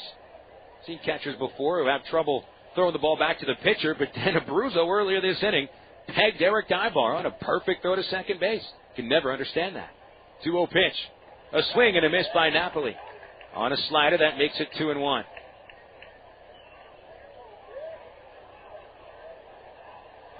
Abruzzo walked back out in front of the plate. Masset came about 5 feet away from him again. That time Abruzzo took the ball out of the mitt and about quadruple clutched. Now the stretch and the 2-1 to Napoli. Swung on, high fly ball to center. That one may have a chance. Coughlin, the center fielder, is under it in front of the warning track, and he makes the catch. A mile-high fly ball by Napoli. That'll end the third inning. Travs get no runs on 2 hits, and they strand a runner. The bottom of the third coming up in Frisco, and the Travs and the RoughRiders are tied at 1. This is the CSN Arkansas Traveler Baseball Network. Good afternoon. Thank you for calling Brewery. Hi. I was wondering if I could return my beer for a refund. I just bought a 12-pack for me and my friends. They don't have any taste. Bizarre. And you want to go ahead and return those? Does it ever happen where, like, the taste adder guy dozes off or something? Or he pulled a prank on us. Is there a guy named Pete who works there? Because I got a buddy named Pete who used to glue quarters to the floor to watch people try to pry him up. Hysterical. Well, I'll tell you what. No, thank you very much. I'm just going to go get a 12-pack of Miller Lite instead. If you're going to choose on taste, choose the light beer that actually tastes like beer. Great tasting, less filling Miller Lite. Miller. Good call. Miller Brewing Company, Milwaukee, Wisconsin. Live responsibly. Ed and I sell soft drinks at ball games, and he first told me about BC Powder. We carry big trays of drinks up and down the stadium steps. Man, it's a killer. And with a backache, that tray feels heavier and heavier. And the stairs are tough on your knees. One night I was dragging, and the game wasn't half over. I told Brian he needed a BC to stop the pain fast, because it goes to work quick. BC stopped the pain, got me right back to work. BC goes down easy with a soft drink, but don't tell the boss, okay? BC, pain relief at the speed of powder. Use as directed. It's time for a reintroduction to one of your close friends. A friend who supported you through many a spring or summer night over the years, and you never have to go searching for him. He's always in the same spot along the third base line. Baseball fans, reintroducing the Ray Winder Field Bleachers. The Bleachers are the place to gather with your other friends to get exciting Arkansas Travelers baseball. And at just $6 a ticket, there's no place friendlier. Call the Travs at 664-1555 or visit Travs.com.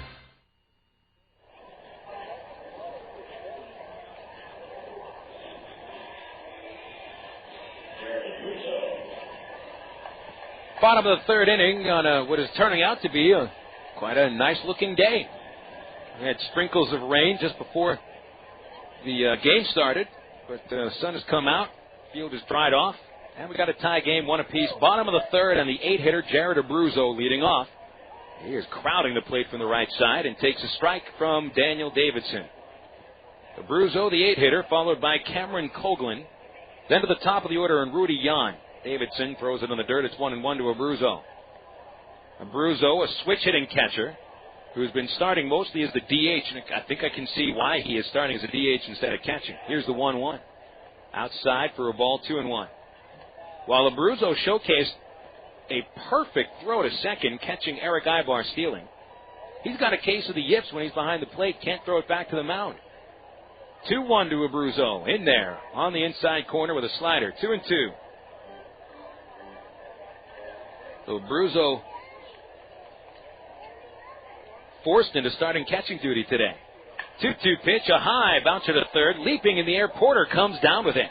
Throws across the diamond, and Elward brings it in with a nice stretch down towards the plate. Elward had a stretch with an angle all the way towards first base as Porter almost threw it away. So 1 out, and Cameron Coghlan now stands in. Abruzzo forced into catching duties with both of Frisco's catchers, Mike Nikias, Brian Esposito, injured.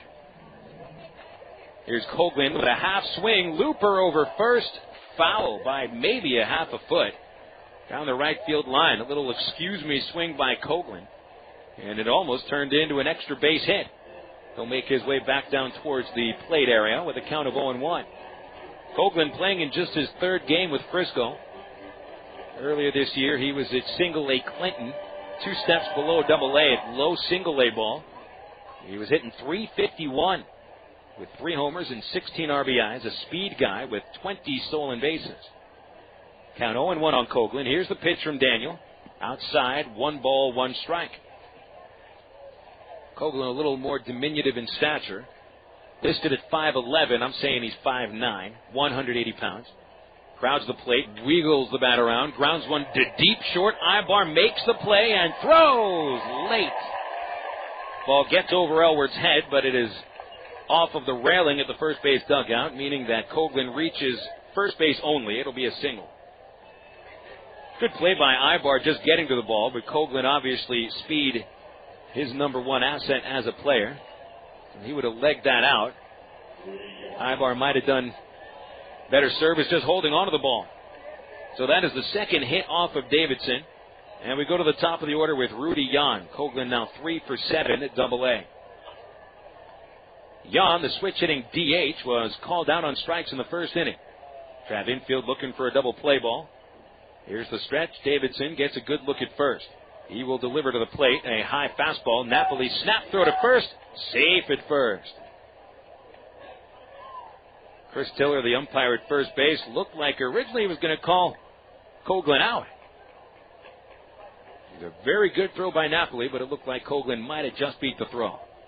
1-0 to count on Yan. Davidson getting a good look at Coghlan. The pitch is high and outside. 2-0. That time Yan squares around. Now Coghlan taking a good lead, but he's leaning back to first base. He's showing no intention of trying for second. He's out to about a 5-step lead. Here's the pitch from Davidson. The 2-0 is a strike on the outside corner, and it's 2-1. Now Davidson, in his last start, which was against Frisco, had 3 double plays turned behind him, and one of them hit by Rudy Yan. 2-1 pitch to Yan. Bunted down towards third. Tough play. Porter bare hands. Throws on the run and gets Yan at first. Fabulous play by Porter for the second out of the inning. They'll call it a sacrifice bunt. 5-3 at first base. Coghlan goes into second.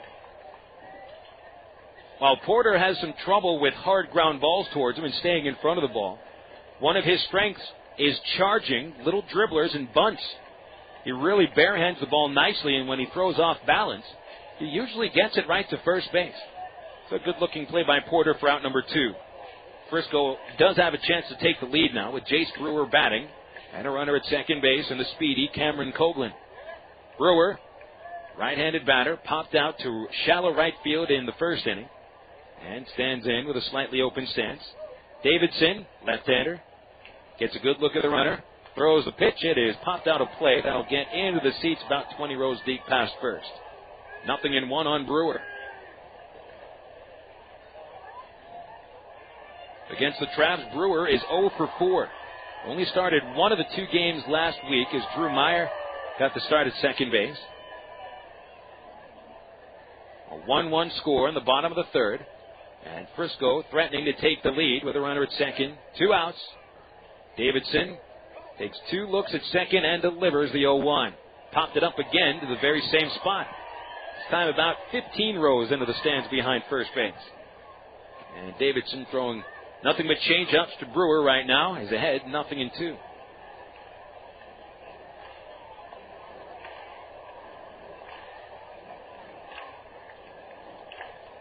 Davidson struck 2 batters out in the first, got a strikeout in the second. ahead on Brewer 0-2. Here's the pitch.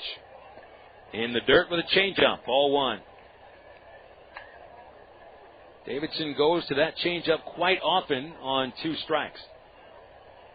And it seems to be his strikeout pitch. His fastball in the mid-80s, curveball, slider, changeup. And the change starting to become the pitch he goes to when he either needs a strike or looking for a K. 1-2 the count. Outfield shading Brewer towards right field. Chris Morris, the center fielder, has opened up a very large gap in left center. A 1-2 count and a pickoff play at second. He's safe. Good throw by Davidson. Right into Aybar's glove. Dropped the tag on Coghlan's back, the small of his back, but Coghlan displaying pretty good base running instincts, especially on pickoff moves, taking the largest lead that he can, and just barely beating throws to first and second each time this inning. 1-2 the count. 2 outs. Davidson's pitch. Struck him out looking. Busted him with a fastball on the inside corner. A gorgeous pitch. So Davidson strands a runner at second, gives up 1 hit, no runs. 3 innings are in the books in Frisco. Travs and RoughRiders tied at 1. This is the Creative Sports Radio Network. It stinks in here. Passing gas. Is there a right time and a wrong time to do it? Come on, huh? I'm trying to eat. When indoors in the company of others, passing gas is not only taboo, it can be deadly. I'm gagging. Passing gas releases a plume of toxic vapors like ammonia and hydrogen cyanide. Oh, you're killing us over here. Every year, hundreds of infants exposed to passed gas die. What? I cracked a window? And just opening a window isn't enough. These deadly fumes can linger in the room for hours after odors have dissipated. Daddy, you promised you'd smoke outside. You're right, Pumpkin. Excuse me. If you smoke, take it outside. Don't pass gas. A message from the American Legacy Foundation and the Ad Council. Get the facts at don'tpassgas.org. I'm Mandy Moore. Please join me in helping those who battle cancer by supporting the Leukemia and Lymphoma Society. Kids help collect spare change through the school and youth programs. Families, neighbors, and businesses come together every fall for the Light the Night Walk. Athletes of all ages provide support through team and training events, while others give their time and talent, an important gift. You too can help provide both help and hope. To find out how, visit us online or call 888-HELP-LLS. Welcome back to Dr. Pepper 7-Up Ballpark. Phil Nelson with you. We got a tie game, 1 apiece, heading into the top of the 4th. Let's pause 10 seconds for station identification. From Dr. Pepper 7-Up Ballpark in Frisco, this is the Creative Sports Radio Network, your home for Arkansas Traveler Baseball.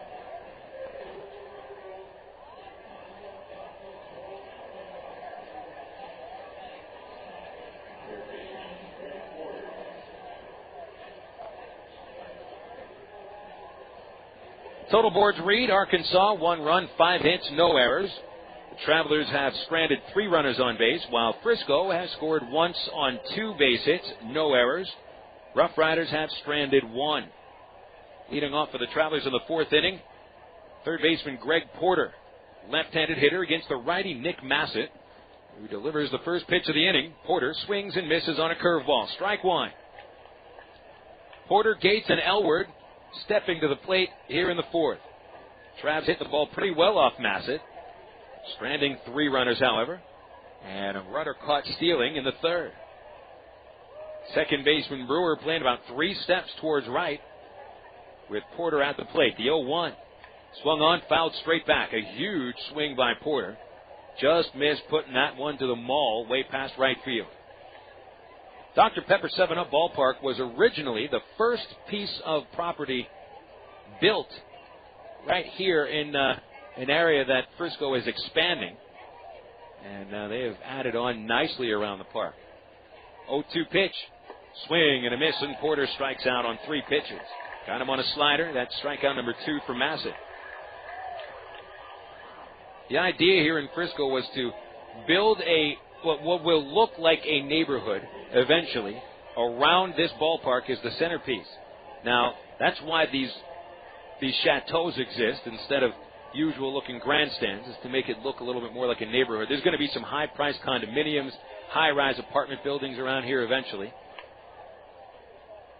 But they're missing other houses and condos right now. Got the Star Center past left field, the beautiful Embassy Suites, which we are put at in dead center, the mall way past right. Pitch outside to David Gates, ball one. Gator struck out in the second inning. And he bats with the bases empty and one away in the fourth. And a tie game. Travs 1, RoughRiders 1. Masset finally gets the ball back from Jared Abruzzo. And now the windup and the 1-0 pitch comes. Gates swings a line drive, base hit over the first baseman. Quickly towards the corner, Sinrizo trying to get to it. He picks it up now. Gates looking for a double, and Sinrizo drops the ball in right field. The ball now comes in from right field with Gates at third. Boy, Sinrizo looked like he got to the ball pretty quickly. Then he disappeared behind the stands, which kind of block our view of foul territory into each corner. And the ball never came out until Gates was already standing at third base. So Sinrizo must have either bobbled the ball or dropped it when he finally picked the ball up in the corner. Gates will be credited with a stand-up triple. It's his second triple of the year. And the Travs have a runner at third base. And only one away here in the fourth inning from Mike Elward. Elward already owner of the Travs' lone RBI with a second inning single up the middle. First pitch. In there for a strike at the letters. A good fastball. 0-1 from Masset to Elward. And now with a runner at third base and Abruzzo having trouble throwing it back to the mound, he almost just walked out to the mound and handed Masset the ball. And the shortstop Arias comes in behind the pitcher's mound just in case one gets away from Abruzzo. Here's the 0-1. Elward swings a high chopper to first base. Here comes Gates from third. He is out by 10 feet.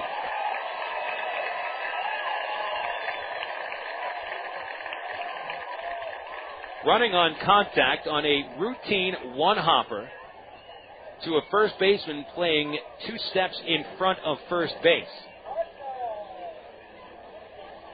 So the second Traveler base runner out on the paths today. Just another example of what has been a problem for this team all season long. So a runner at first and 2 outs. Morris the batter. Here's the first pitch to him. Morris swings and jacks it deep to right field. Going back is Sinrizo, and at the warning track, he makes the catch. Chris Morris came about 3 or 4 feet from hitting his first home run of the year. With the wind blowing in from right, that knocks it down. So the Travs do nothing with a triple from Gates. They strand a runner, get no runs. Take our game to the bottom of the fourth. It is 1-1, Arkansas and Frisco on the CSN Travelers Radio Network. Always giving you and your family the best choices and great food. Many of you are now watching those carbs, and although the Pig and Chick menu has always offered great low-carb items, there's now a special low-carb menu featuring items with the same great taste Pig and Chick is famous for. Of course, you'll still find those great Pig and Chick ribs, barbecue sandwiches, catfish, gourmet sandwiches, chicken, steaks, and more. Bring the whole family for a relaxing dinner. In a hurry? Get it to go. Pig and Chick, 7824 Highway 107 in Sherwood. Open 10:30 a.m. till 9 p.m. Monday through Saturday. I never wanted a Coke so bad in my life. Like the time I went on a shop till you drop a thon with my girlfriend. So there I am pinballing from store to store across the vast expanse of this mega mall, forced to give my opinion on her clothing choice, which she promptly ignored. I think it was from all the, that looks great, honey, but it's parched. I mean, one does not parch me. I hope. I would have cried, but I couldn't stay fluid. So I started writing it online. Go on. Did you know that 150 Arkansans are currently awaiting organ transplant? And did you know that every 16 minutes a new name is added to the organ transplant waiting list?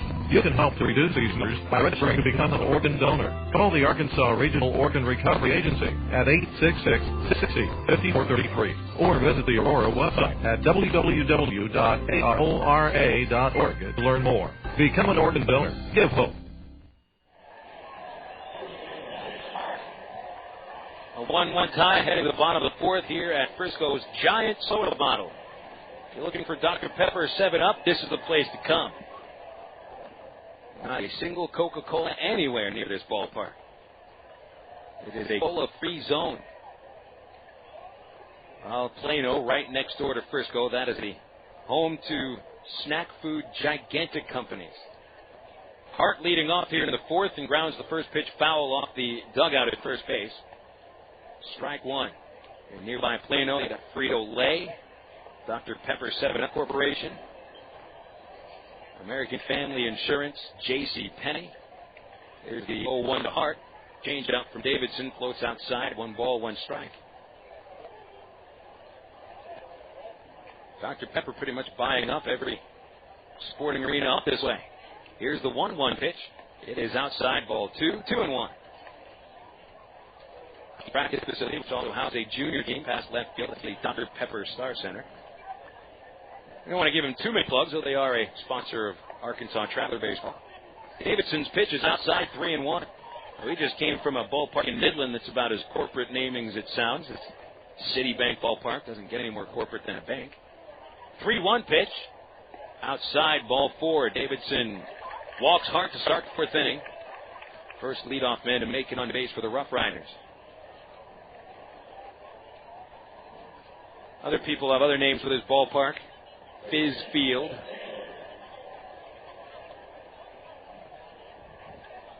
Sugar Water Stadium. I'll just go with the giant soda bottle. Seth Taylor standing in. Fly out to left field in the second. Right-hander. Davidson's fastball very high. Ball 1. And Napoli will head out to the mound to talk with his pitcher. As Davidson has missed with 4 pitches in a row. Tie game, 1 apiece. Bottom of the fourth inning on what is a beautiful Memorial Day now. Rain just at the start of the ball game. And the skies have opened up. And we've seen nothing but blue skies up above the ballpark. Cloud banks have blown south of the North Texas area. Might get a few storms popping up here and there. Napoli back behind the dish. Here's Davidson's pitch to Taylor. It is upstairs, and he's missed with 5 in a row. 2 balls, no strikes on Taylor.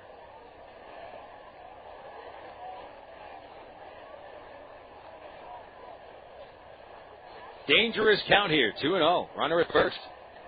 The pitch. A strike on the outside corner, and it's 2-1.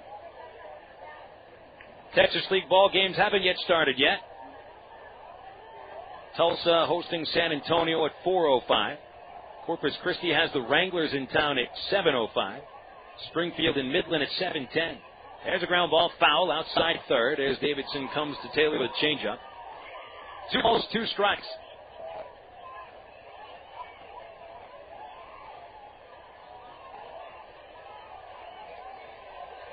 Hart taking the lead from first about 3 steps.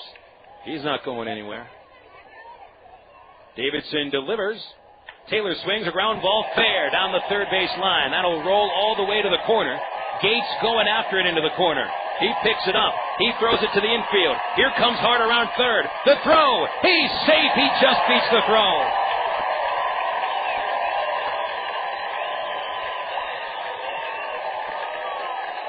Erick Aybar took the cutoff throw. Fired quickly to the plate, but he skipped it in front of Mike Napoli. And Hart, chugging all the way from first base, scores on a double by Taylor. Taylor ends up at third on the throw home. Frisco grabs a 2-1 lead. Credit Taylor with his 7th double, RBI number 24. And the RoughRiders have scored a couple of runs after the Traps took a 1-0 lead. Now a runner at third and nobody out. The infield play is halfway in for the 5-hitter Senrizo. First pitch smacked in the air to right field. Going back is Murphy, and he makes the catch. Here comes Taylor from third. The throw is not in time. Murphy put as much as he could on the throw, and he was aided by a stiff wind coming in from right field. But the ball short hopped the catcher, and Taylor beat the throw anyway. So it's 3-1. Frisco in front by 2. Senrizo sac fly, and it's his 18th RBI of the year.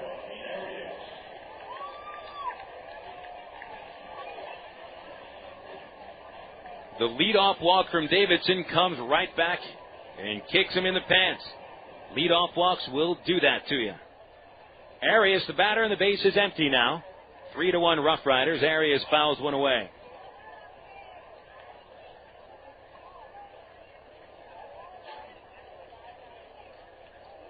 Arias 0 for 1.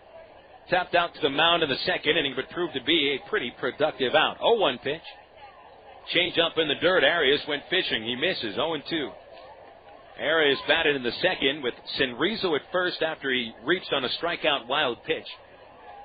Arias' tapper got him to second base, and he scored what was a tying run. Here's a base hit by Arias on an 0-2 pitch, which is right down the middle. The changeup ends up grounded between third and short for the second base hit of the inning. Travs out hitting the RoughRiders 6-4, but the RoughRiders haven't had anybody thrown out on the bases except for Cleveland in the second inning, and that was after he singled home the tying run. Meanwhile, the Travs had a man caught stealing and one runner thrown out at the plate on an easy play at home. Cleveland the hitter. Davidson throws to first and Arias is back. Base running was supposed to be a strong point for this Arkansas ball club. It's proving to be the silver bullet. Davidson again throws to first to check on Arias. Not far off the base. He's back in. Yes, the Travs have good speed. Yes, they can steal a few bases here and there.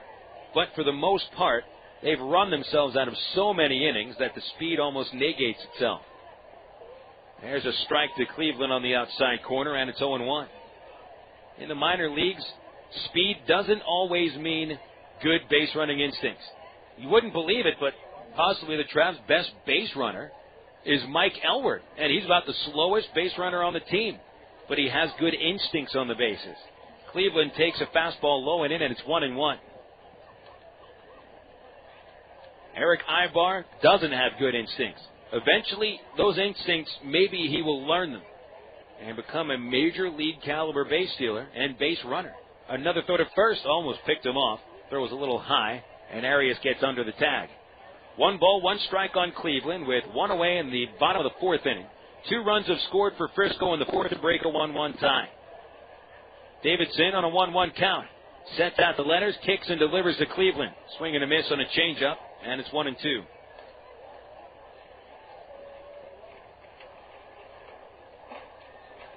And I would say that where the Travs miss Reggie Willits more than any other aspect of the game is base running. They miss him a little in center field, but Morris can play center pretty well. Runner goes on the 1-2, swinging a pop-up into shallow left center field, charging Gates and Morris. Morris comes in and makes the lunging catch right in front of Gates. Nice running grab with that wind blowing the ball further into the infield. It's a difficult day for outfielders and infielders on pop-ups. So 2 away. Arias headed back to first base once he saw the ball in the air. And Jared Abruzzo will come to the plate and hit.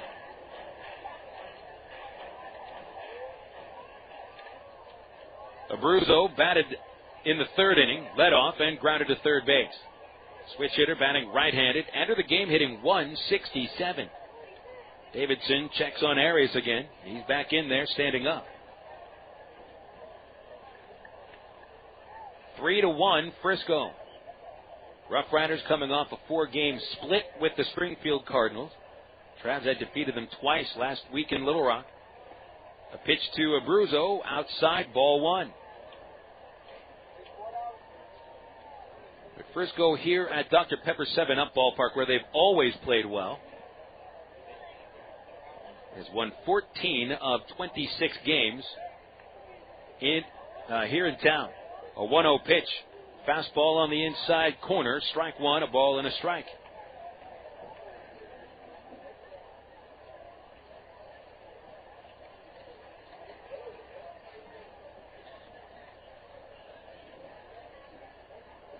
One count on Abruzzo.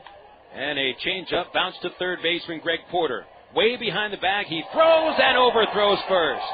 A collision with Abruzzo and Elward. The ball ends up off the dugout at first base. There'll be runners at first and third, and they may be calling obstruction. The plate umpire Macias confers with the third base coach and the manager of the RoughRiders, Darrell Kennedy. They're going to give second base to Abruzzo.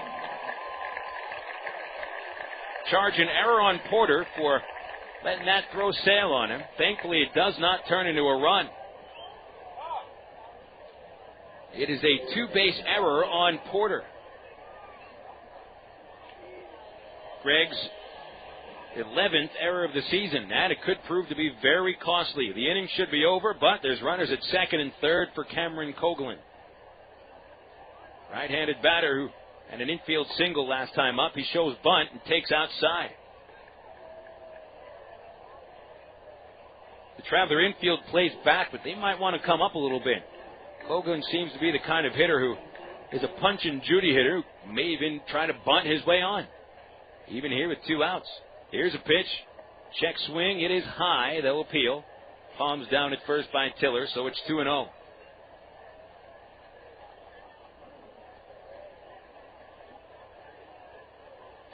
A leadoff walk to Hart. Taylor doubled him home. Taylor scored on a sac fly. Arias singles. Abruzzo reaches on the error. 2 outs, the 2-0 pitch. Swing and a miss on the curve. It's 2-1.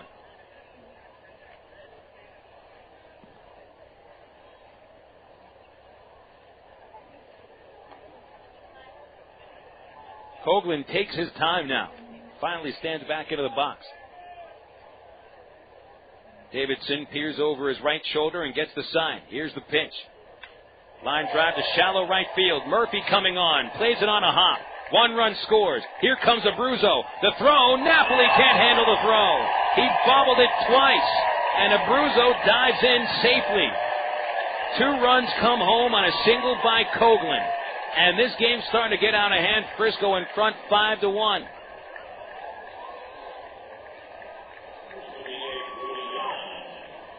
Murphy got a good break on the ball, but could not play it cleanly. Played it on a short hop. Threw home. The throw beat Abruzzo, but Napoli juggled the throw. Coghlan gets to second base on the play, so 4 runs have scored in the 4th inning. Top of the order now, Rudy Yan. Fouls one off, strike 1.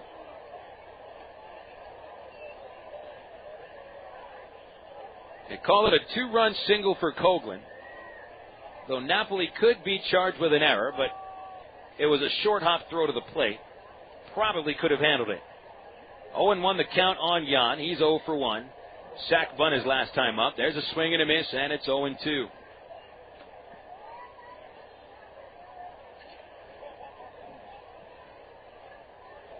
A 4-run 4th inning for Frisco.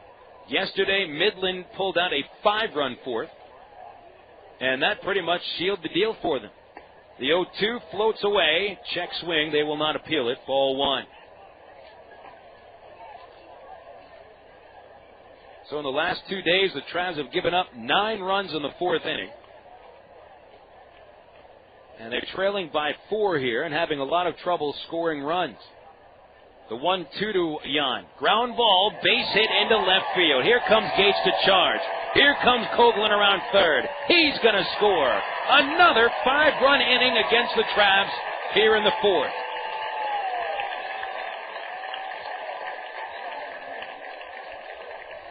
So Greg Porter's error turns directly into 3 runs.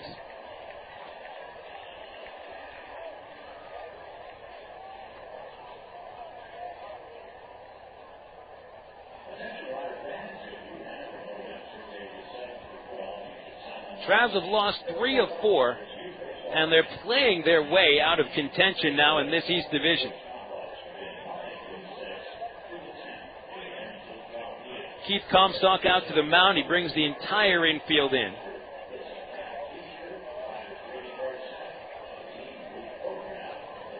Nine batters are going to come to the plate here in the 4th inning against a team that has scored the 2nd least runs in the league.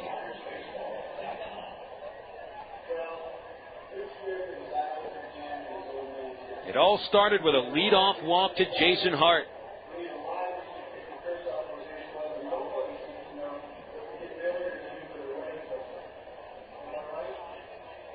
Five runs in on 4 hits, 1 walk, a sac fly, and an error. Jace Brewer, the 9th man to hit in the 4th inning. Right-handed, 0 for 2. Davidson sets and throws outside, ball one.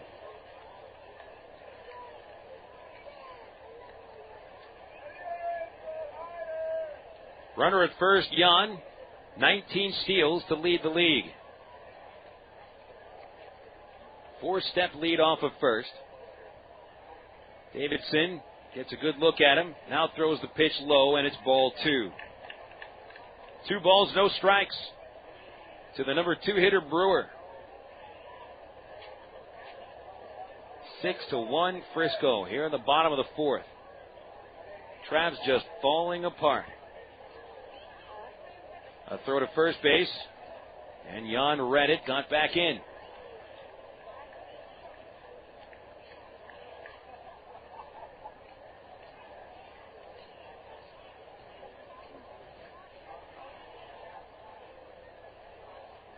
Here's the 2-0 pitch.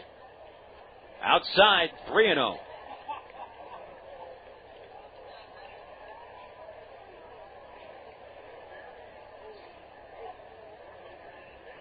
On deck is Jason Hart, and he walked to start this inning. The 3-0 pitch, right down the middle. 3-1. Brewer was not going to take his bat off the shoulder.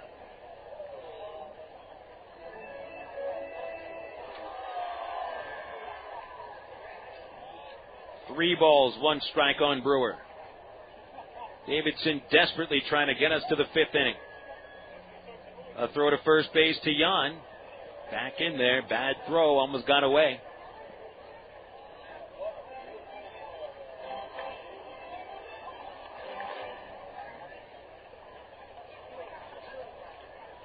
Three balls, 1 strike.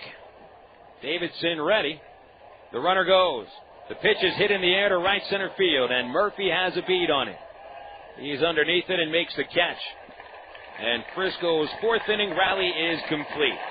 5 Frisco runs score on 4 hits, 1 huge error, 1 man stranded. RoughRiders 6, Arkansas 1. We go to the 5th inning on the CSN Travelers Baseball Network. Fans, Bill Valentine here with a question. When was the last time you saw the Travs turn to triple play? That's right, I can't remember either. So this year, we're going to celebrate if the Travs manage to turn that trick. $100,000 to one fan if the Travs complete a triple play during the 6th inning of a home game. You got to be 18 to enter with a valid driver's license, and you must be present to win. It's the Travelers' $100,000 triple play giveaway all season long here at Ray Winder Field. Hey, nobody said quitting smoking was easy. But others have done it, and you can too, with help from the SOS Quit line, 1-866-NOW-QUIT. They'll give you the help you need to kick the tobacco habit. It's free, and it's free of nagging and preaching too. So call 1-866-NOW-QUIT and get the help you need. What have you got to lose, besides the most dangerous habit you've ever had? 1-866-NOW-QUIT. Call now. Sports fans across Arkansas remember Jim Elder as a walking baseball encyclopedia and a legendary sports figure who was named the state's top sportscaster 11 times. But Jim was about much more than sports. He loved people, and especially he loved kids. Jim passed away in 1998, but his memory lives on through the Jim Elder Good Sport Fund. Working closely with programs such as the First Tee, Park, and the Lamar Porterfield RBI program, the Jim Elder Good Sport Fund helps kids learn leadership, sportsmanship, and a strong work ethic through sports. To learn more about the Jim Elder Good Sport Fund, go to www.jimelder.org.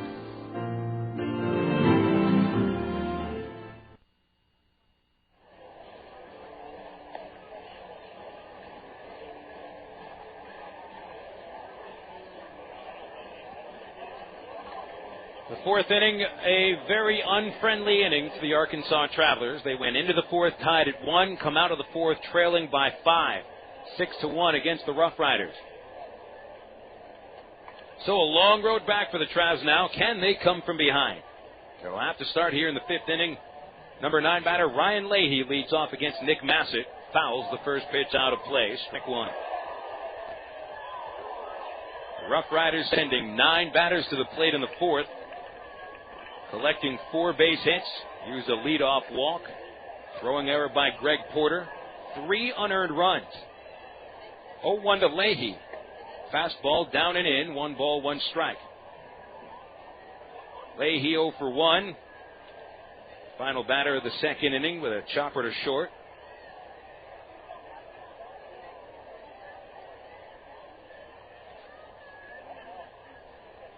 A 1-1 count to him.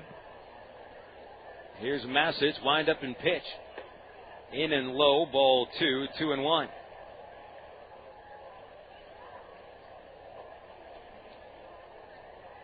This road trip. Leahy 5 for 15. All 5 hits, singles. Wind up the 2-1 pitch from Masset. Swing and a miss on a slider. It's 2-2. Erick Aybar on deck, followed by Alberto Callaspo.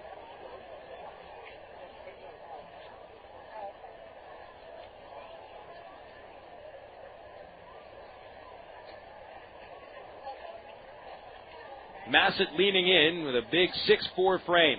Here's the pitch. Got him looking. Slider at the knees. Second strikeout from Masset. Each of them on the slider. 1 away in the 5th. And Erick Aybar stands up to the plate now.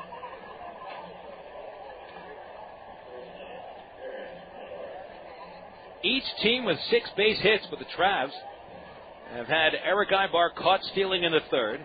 David Gates tripled in the 4th, but then was thrown out on a bouncer to first, where he really shouldn't have been trying to score. Base running themselves out of a couple of innings. Aybar shows bunt, bunts it foul, strike 1.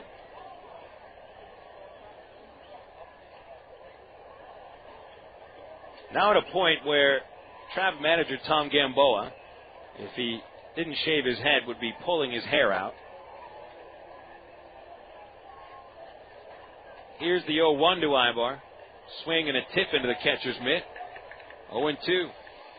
And just 3 days ago, after the Travs have won 5 of 6, Gamboa felt it necessary to hold a closed-door 90-minute team meeting in which he admonished the ball club for not playing heads-up baseball and losing their focus on occasion. The 0-2.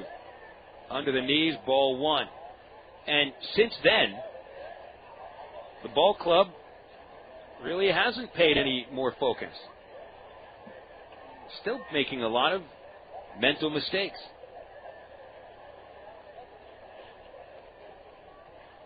Here's the 1-2 to Aybar. Swung on, hard grounder, base hit to right. A 1-out single by Aybar. He's 2 for 3.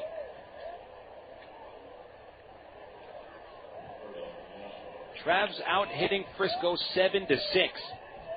And when you're out hitting a team like that and trailing by 5, either your base running is having some serious problems or the opposing team has hit a couple of home runs. Frisco hasn't hit a home run. They have 1 extra base hit. Callaspo hits a foul ball, popped out of play third base side. In 2 at-bats, Alberto has grounded out to second base 2 times.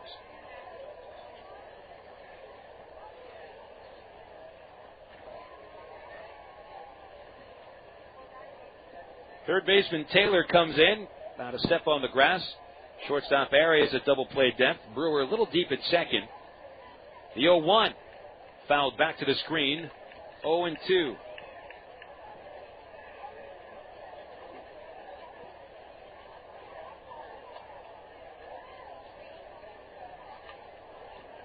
Callaspo is hitting 14 of 15 games. Actually 15 of 16. That includes a 14-game hitting streak. 0-2 is the count. Masset throws to first base. Aybar gets in there standing up, though it was close.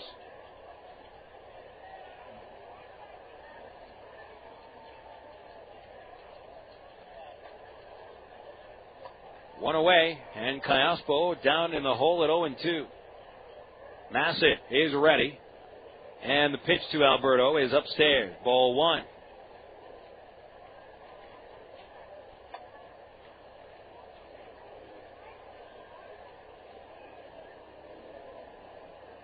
Taylor now off the third base line, about 10, 15 feet even. Walking in circles, waiting for Masset to read the signs. Pitcher is ready now. And the pitch on the way. Strike 3 called on the inside corner. 2 away in the 5th inning. Callaspo strikes out for the first time in 75 at-bats.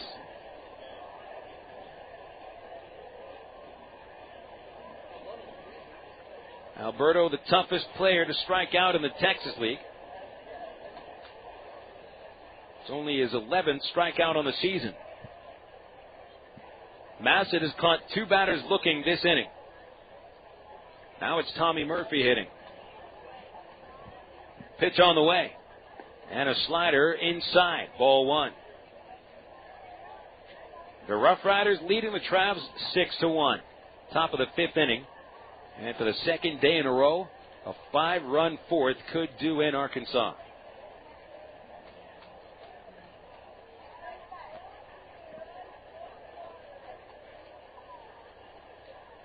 The stretch by Masset and the 1-0. Chopper towards the mound, gets past Masset. Second baseman Brewer flips it with a glove to second. And Arias is there for the force out. So the Travs go scoreless for the 3rd consecutive inning. No runs, 1 hit, and a runner left on. Halfway through the game, it's all Frisco right now. 6-1 RoughRiders on the CSN Travelers Radio Network. Sonic presents a mascot proposal. Hey, Pete. Yeah, I think the extra long cheese coney would be a great mascot. You'd be on the sidelines, like, shooting chili out of cannons. Yeah, I don't think people are going to like that. And then it could put mustard in their eyes, like whipping people with himself, like... Most people want mascots to just be, like, friendly. Like, oh, look at the funny extra long cheese coney. I want my mascot shooting chili, whipping people, and throwing mustard in their eyes. Sonic. Nothing goes better with sports. Listen up, people. It's time to blow the whistle on taste loss. Taste loss happens when you can't taste your beer, and it's seriously traumatic. The process usually happens in 4 stages. The first stage, shock. Oh, no, you can't taste your beer. The second stage, denial. I can taste my beer. The third stage, anger. Why is this happening to me? And finally, the last stage, acceptance. I can't taste my beer. Blow the whistle on taste loss. Pick up a great-tasting, less-filling Miller Lite with half the carbs of Bud Light. Seriously, get the memo. Miller Lite has more taste than Bud Light. Get the facts at PreventTasteLoss.com. 12 ounces Miller Lite has 96 calories, 3.2 grams of carbs, 0.9 grams of protein, and 0 grams of fat. Bud Light has 6.6 grams of carbs. Miller Brewing Company, Milwaukee, Wisconsin. Live responsibly. Get out today and hit the links. Stone Links. Stone Links Golf Course is rated as one of the best public courses in the state. Sporting beautiful bent grass greens, plus lush fairways and tees. Stone Links has matured over the past 3 years into a true test of golf. Stone Links features reasonable green speeds and 18 link-style holes located 1 mile off I-440 on Faulkner Lake Road. Call 945-0945 for Stone Links or visit online at stonelinks.net.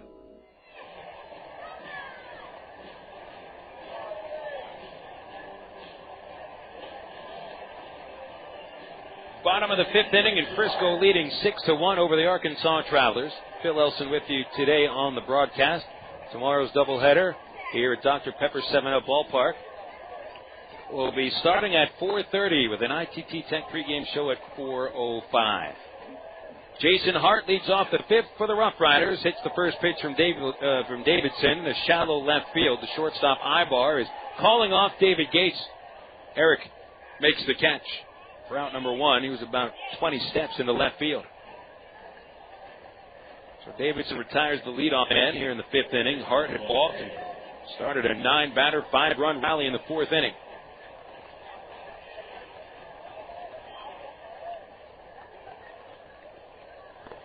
Now standing there, Taylor on the outside corner.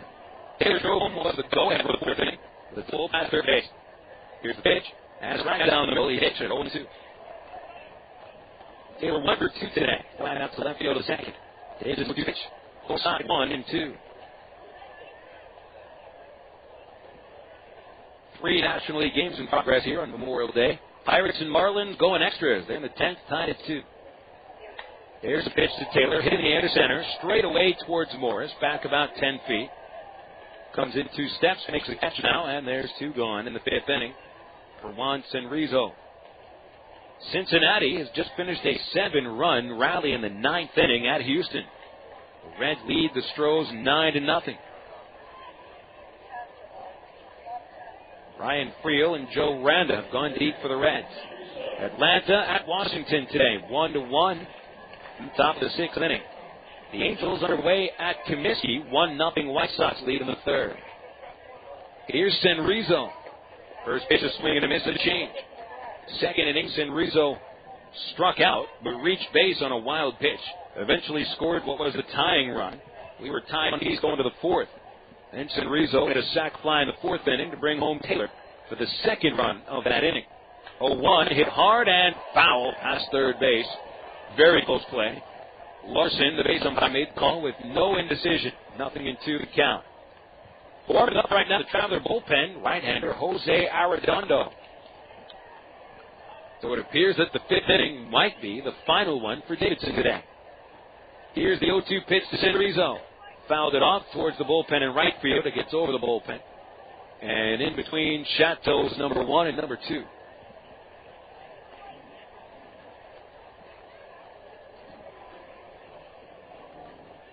No balls, 2 strikes to Senrizo. Right-hand hitter. Here's the pitch. Change up, low and away. Ball 1. 1 ball, 2 strikes.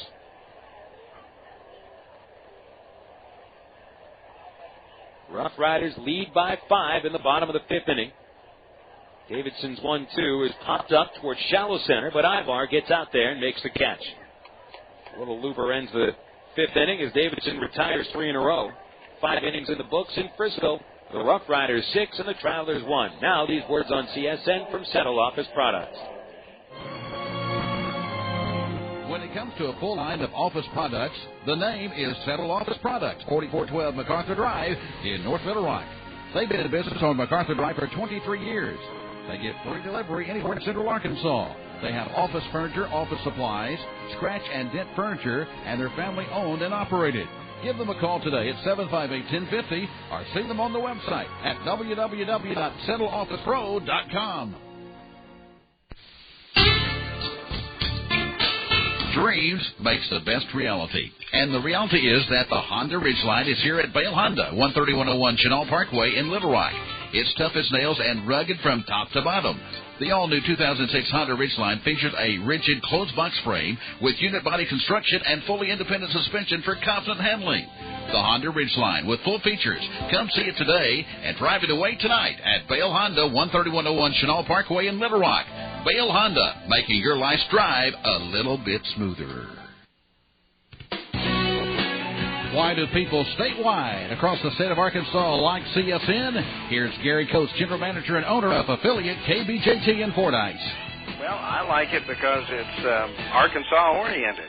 You know, the things that that CSN carries are always, from within the state, and for the most part, and it's a real big help to our broadcast schedule. CSN now in her 27th year.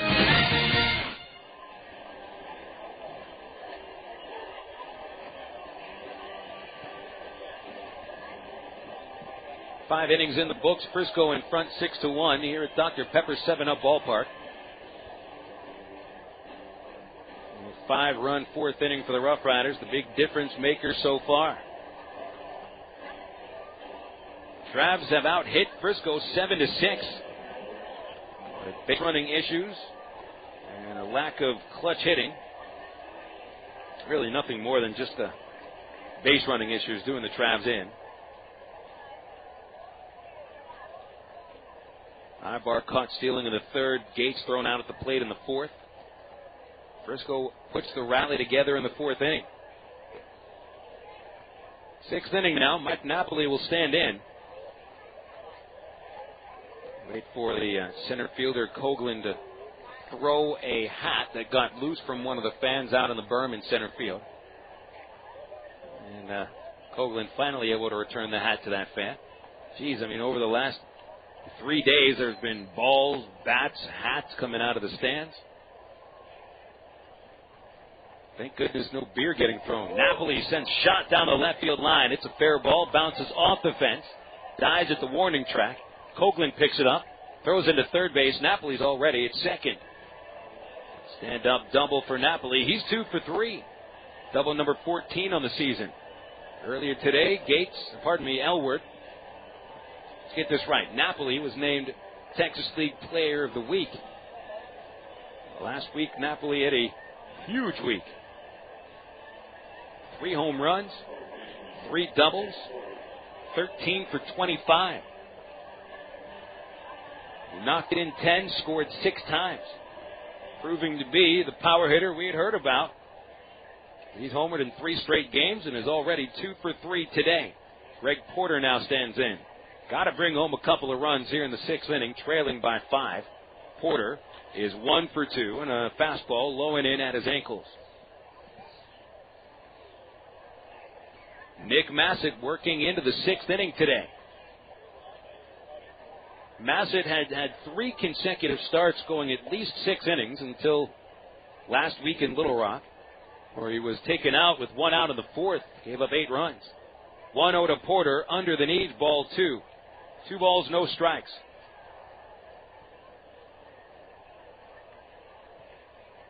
Masset with only 1 victory this year. It was in his 9th appearance. A victory over the Midland Rockhounds, the team with the best record in the league. He lost his first 5 decisions. 2-0 the count on Porter. Masset throws. Porter takes. Inside. Ball 3. And it's a 3-0 count. Masset now doing everything he can to aid Abruzzo just to get the ball back to the mound. I don't know why he just doesn't walk it out there. Masset comes off the pitcher's mound straight towards Abruzzo. They're about 3 feet away from each other, yet he still throws it. 3-0 pitch. Ball 4, missed above the letters.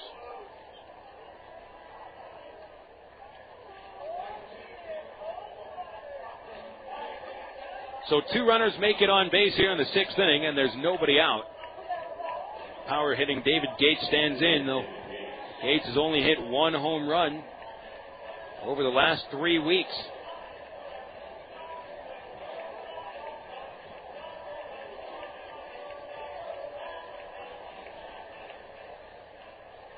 Trav's looking to rally here in the 6th inning, and Gates steps up there. Gates 1 for 2 today, had a triple in the 4th inning. Here's the pitch. Right down the middle, he takes a strike.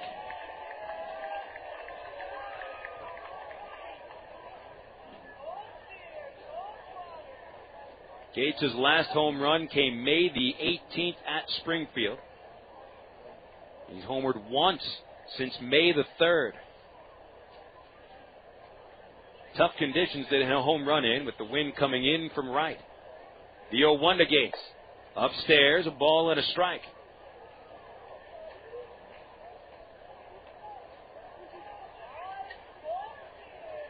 The Frisco RoughRiders in front of Arkansas 6-1. In the top of the 6th inning at Dr. Pepper 7-Up Ballpark. Gates hitting with runners at first and second and nobody out. Masset gets a look at second. He delivers. Gates swings and misses at a curveball.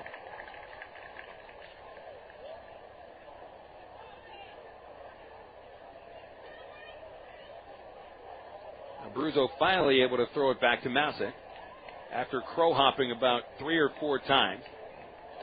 Never seen a catcher with a case of the yips like this. Somehow it's all working out. Count 1-2. Masset ready. Here's the pitch to Gates. Swung on, grounded to short. Could be 2. Arias on to Brewer. 1. The relay. Gets past the first baseman. Rolls along the first base fence. Bounces away from the first baseman hard. Napoli will score on the play all the way from second base.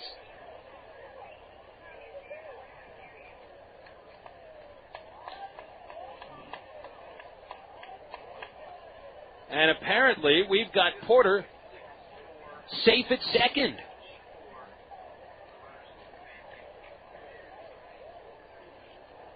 The base umpire Larson has called Porter safe at second base. So there won't be anybody out. Gates does not get a run batted in. It's a fielder's choice to the shortstop. And apparently, the second baseman, Brewer, was not on second base when he accepted the throw.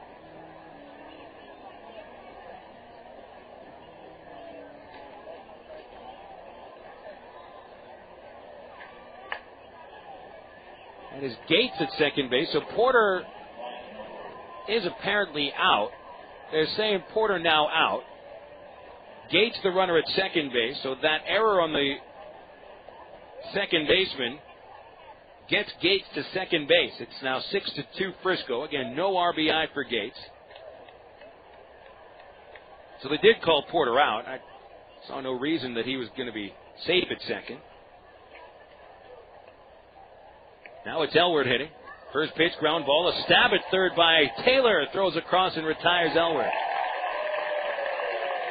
Taylor had one step to take towards the third base line, made a nice backhand play, and throws Elward out, takes away a base hit and a run batted in. Gates stays at second.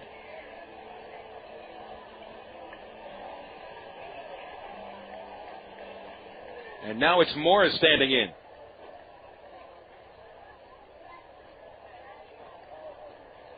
Morris bats with 2 outs and a runner at second base. The pitch on the outside corner, strike one.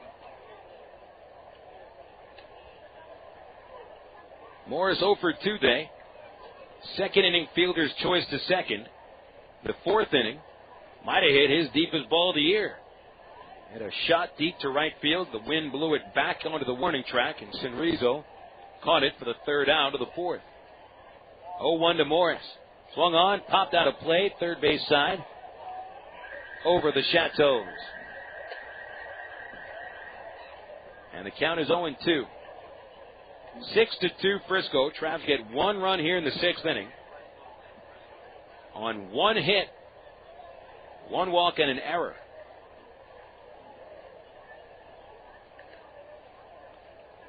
Masset is ready with a count of 0-2. The pitch to Morris. Swing and a miss, strike 3. Got him on a breaking ball. Travs go 1s here in the 6th inning. 1 run, 1 hit, 1 error, 1 left. The bottom of the 6th coming up with the Travs behind Frisco 6-2 on the CSN Travelers Radio Network. Only Gwatney Chevrolet in Jacksonville offers a 3,000-mile warranty on every used vehicle. Fact. Only Gwatney Chevrolet puts a brand new set of tires on every used vehicle. Fact. Only Gwatney Chevrolet puts a bed liner in every used truck. Fact. Only Gwatney Chevrolet offers a certificate of assurance that every used vehicle is good enough for a mom to drive. Fact. Only at Gwatney Chevrolet will you get the new car smell without the new car price. Fact. Gwatney Chevrolet in Jacksonville is the only place to shop for new and used. Accident involving a large truck can cause a lot of damage. If you're injured, you need a law firm that knows what they're doing. And while facts differ and results vary, we've got a verdict as large as $12.5 million in a single tractor-trailer case. Put this experience on your side. Call us at Gary Eubanks & Associates. We'll win your case, or you don't owe us a dime. Ameripride Services is the linen and apparel company to get your team into a professional uniform program. Ameripride features a wide range of high-quality custom programs for the manufacturing industry, hospitality and food service, medical or dental uniforms, and professional and executive wear. Call 664-5575 to schedule a presentation with an Ameripride consultant. Also specializing in the finest quality table linens, room mats, and restroom services. Call 664-5575 for Ameripride, the official garment supplier of the Arkansas Travelers.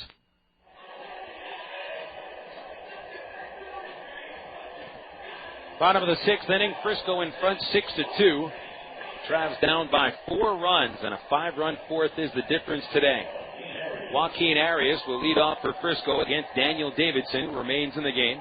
The bullpen is active as we get into the bottom of the 6th.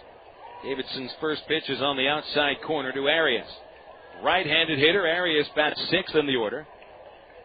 Bounced out to the mound in the 2nd. Singled and scored in the 4th. Pitch in the dirt to him, and the count 1-1.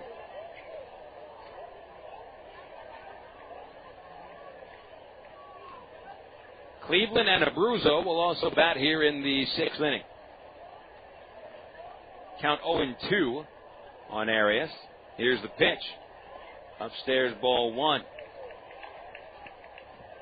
Jose Arredondo is still warming up in the Trav pen. He was warming up last inning. Davidson retired the side in order. The 1-2, reached for, looped over short, base hit into shallow left center. Charging in from center field, Morris gets to it quickly and holds Arias to a leadoff single. Base hit number 7 for the RoughRiders. And Jeremy Cleveland is next. We'll pause 10 seconds for station identification. From Frisco's Dr. Pepper 7-Up Ballpark, this is the Creative Sports Radio Network, your home for Arkansas Traveler Baseball.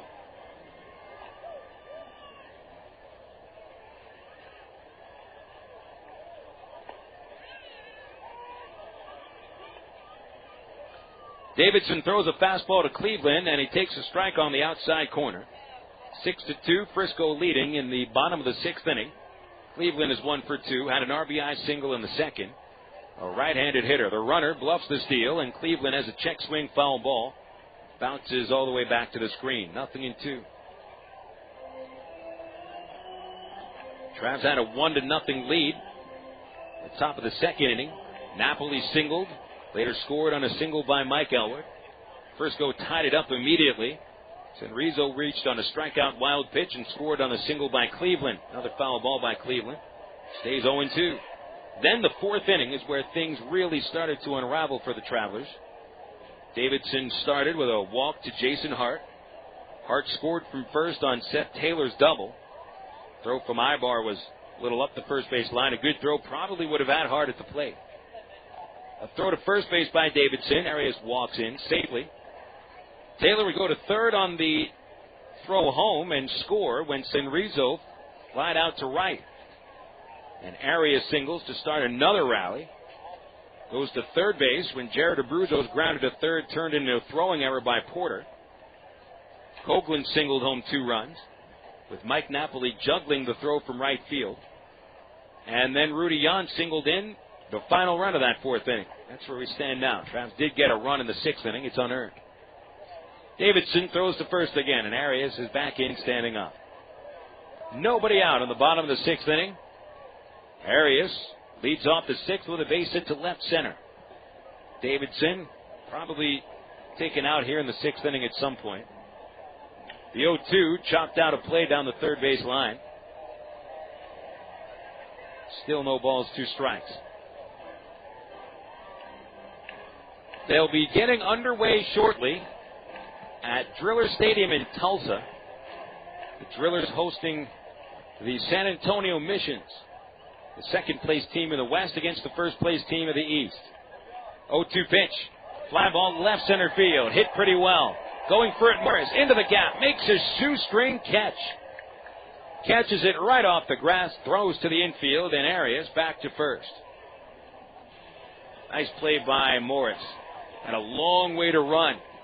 Gates had no chance to get to it. Morris, who runs like the wind, able to track it down and caught it, reaching down to the grass. So there's one away in the 6th inning for the 8-hitter Abruzzo. Abruzzo's bouncer in the 4th inning might be the pivotal play of this game. It was fielded behind third by Greg Porter, and he threw it away. 3 runs scored because of that error. Travs down by 4 right now. Davidson throws to first to check on Arias, and he's safe. Double play depth for the infield behind Davidson. He sets, throws the pitch. Swung on, driven, deep left field by Abruzzo. Over towards the corner it goes, blowing foul. Wind blowing in from right field. It's going across from right to left. And it took a ball that might have made it out of the ballpark and blew it foul. So instead of a home run, it's a strike. 0-1 on Abruzzo.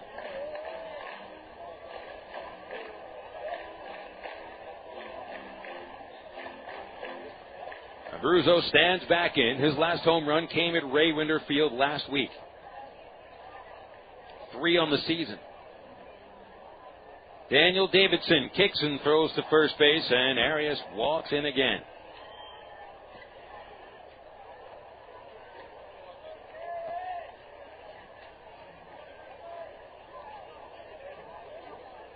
to the stretch goes the Traveler lefty. The pitch. Fouled straight back. Abruzzo got a big swing. Fouls it straight away. 0-2.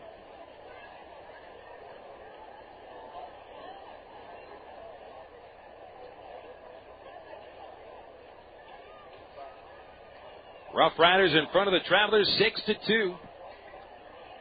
Bottom of the 6th inning, 1 away, and an 0-2 pitch on the way. Inside a slider, ball 1.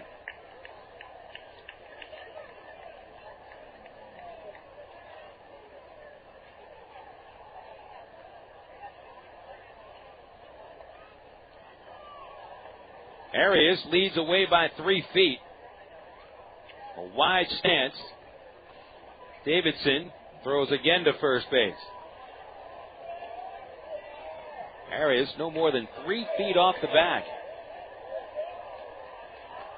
No chance to pick him off. Again to the stretch, Davidson. Still just a 3-step lead. The pitch fouled away. Came with a changeup. Abruzzo finished the swing one-handed. Still 1-2. Clouds starting to float overhead. They are darker clouds. And a few drops before this ball game started, but rain has held off. The 1-2, another foul ball. Another changeup, and again Abruzzo finishes it one-handed. There are very small storms sprouting up all around the area here in the Dallas Metroplex. Looks like the storms that had hit us just before the start of the game, making their way down towards Waco. Right down I-45 and I-35. Another 1-2 inside. 2 balls, 2 strikes.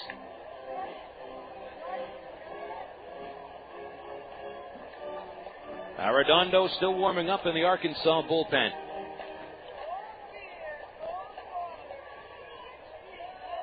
Abruzzo holds the bat, wiggles it around. The runner takes off. The pitch is outside. Napoli's throw a little high. Arias steals second base. And finally, after Davidson had thrown over about 6 times this inning, Arias picks one to run on and beats Napoli's throw. So the stolen base erases a chance for a routine double play. It is a full count on Abruzzo, only 1 away in the bottom of the 6th inning. Here's the pitch from Davidson. He walks him. Threw a fastball, just missed above the letters. So runners at first and second after Davidson's second walk of the game.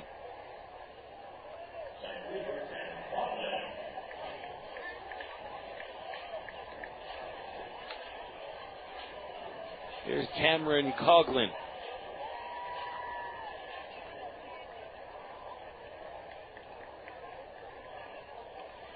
Coughlin is 2 for 2. Infield single and a 2-run single to right. He'll bat right-handed. Davidson's pitch, a strike on the outside corner.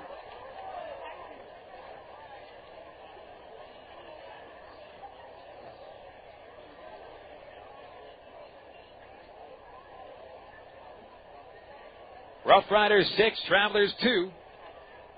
Last of the 6th inning. Tough spot for Davidson. The 0-1 is outside. 1 ball, 1 strike.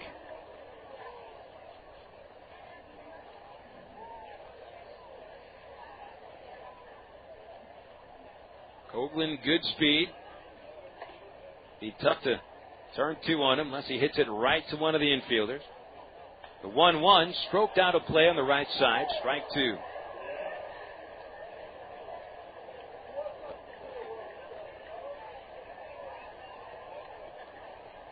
One ball, 2 strikes on the 9-hitter Coughlin. Coughlin points the bat in the air over Davidson's head. Brings it back. Here's the stretch and the pitch. Swung on, fly ball, left field. High in the air, not deep at all. David Gates coming in now to make the catch. And there's 2 away. Arias holds at second base. Abruzzo at first. 2 gone, and we go to the top of the Frisco order.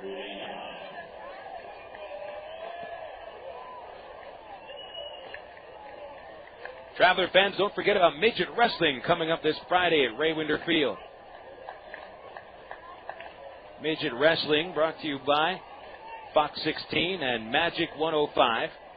The World Midget Wrestling World Championship starts at 6:50 in the evening Friday night at Ray Winder Field. You don't want to miss it. Jan the batter, he's 1 for 2. He'll take a strike from Davidson on the inside corner.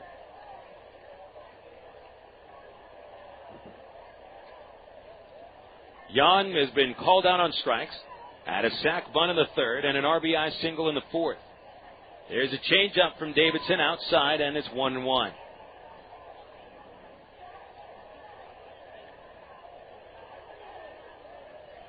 Abruzzo at first, Arias at second, 2 outs, bottom 6. Davidson's 1-1, outside again, 2-1.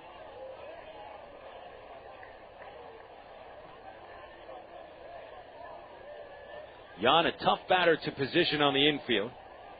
He goes either way. He's choking up. Bat resting on his shoulder. The pitch in there with a slider, 2-2.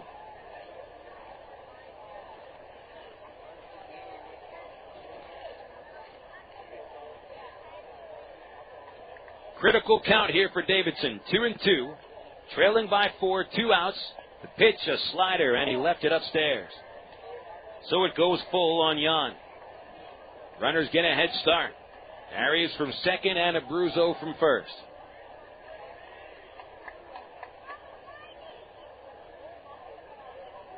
Davidson brings them together. There they go. Here it comes. He walked him outside. They're loaded up now. That's going to be it for Davidson. Traveler manager Tom Gamboa steps out of the dugout. And just as he came out of the dugout, he motions to the bullpen and calls for Arredondo. So Davidson goes 5 2/3 innings. Gives up the 7 base hits, 6 runs so far. He walks 3. And he strikes out 4. Still responsible for a couple of the base runners. 3 runners on base as Arredondo comes out of the bullpen.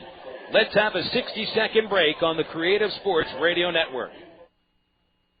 You're a young man now. I just wanted to take a few minutes and talk about men and women.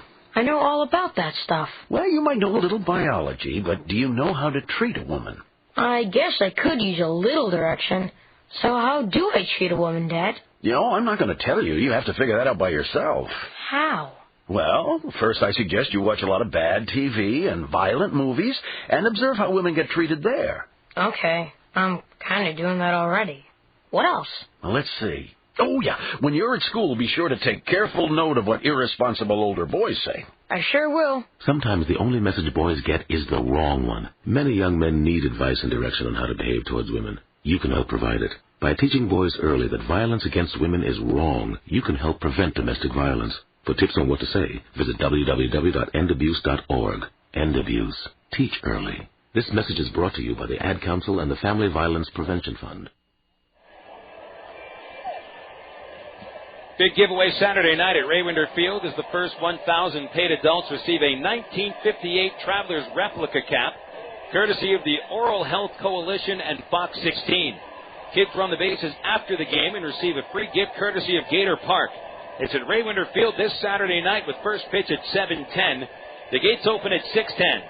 Get us online at Travs.com. You can buy your tickets on the internet or by calling 664-1555 or just show up at the box office anytime between 9:30 in the morning and 4:30 in the afternoon. Buy your tickets in person. Travs down by 4 runs in the bottom of the 6th inning, 6-2. And Jose Arredondo comes out of the bullpen replacing Daniel Davidson. Arredondo pitched 1 inning yesterday, walked 3 batters in that 1 inning, gave a run. And he's run on in a spot where he can't walk anybody. The bases are loaded, and he's facing the number 2 hitter, Jace Brewer. Brewer, the number 2 hitter in the order, is 0 for out, struck out, flied out. And this is a critical point of the game.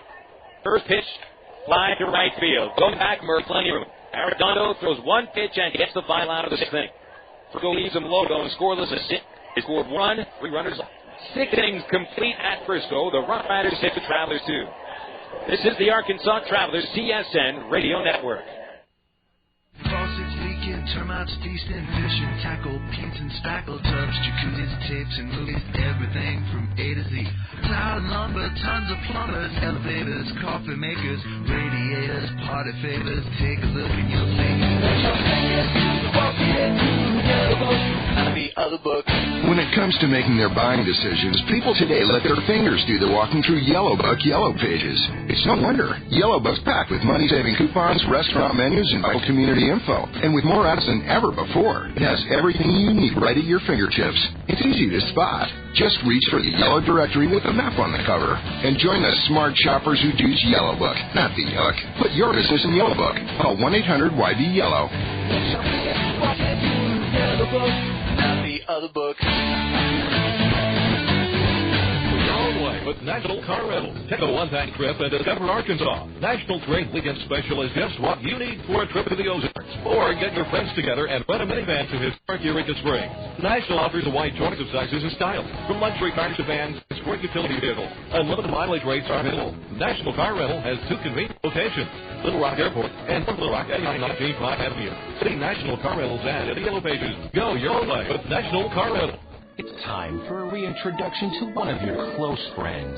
A friend who supported you through many a spring or summer night over the years, and you never have to go searching for him. He's always in the same spot along the third base line. Baseball fans, reintroducing the Ray Winder Field Bleachers. The Bleachers are the place to gather with your other friends to catch exciting Arkansas Travelers baseball. And at just $6 a ticket, there's no place friendlier. Call the Trav at 664-1555 or visit Travs.com. 6 innings are in the books here at Dr. Pepper 7-Up Ballpark. The Frisco RoughRiders lead the Travelers by a score of 6-2. Here in the top of the 7th inning, it is number 9 batter Ryan Leahy leading off against Nick Masset, who's having one of his finer innings of the year. He weakly grounds the first pitch right to the second baseman, Jace Brewer. And Brewer throws him out 4-3. 1 away, 1 pitch in the 7th. Here are the totals. Travelers 2 runs, 8 hits, 1 error. Travs have stranded 6. Frisco, 6 runs, 7 hits, 1 error. The RoughRiders stranding 5. A 5-run 4th inning, the difference today for Frisco. 3 of those 5 runs in the 4th unearned on an error by Greg Porter. Erick Aybar bats here in the 7th with no one on and 1 away. Aybar's 2 for 3. Masset winds, and the right-hander's pitch is a strike on the low inside corner. Aybar showing that slap bunt stance, where he takes about an extra half step towards the ball as the pitcher delivers it. There is a right-hander warming up in the Frisco bullpen. And it's Whistleton, a submariner. 0-1 the count on Aybar. Here's the pitch. Fastball, strike 2. And another one on the inside corner. Even with Aybar raising his hands above the pitch, it was a strike. No balls, 2 strikes. Masset, this isn't a gem. He's pitching around 8 hits over 6 innings. Only 2 runs and just 1 of them earned. 0-2 count on Aybar. Masset goes to the windup. He deals. And he hits Aybar. He was aiming for that inside corner with a 3rd consecutive pitch. This one gets Aybar on the right shoulder.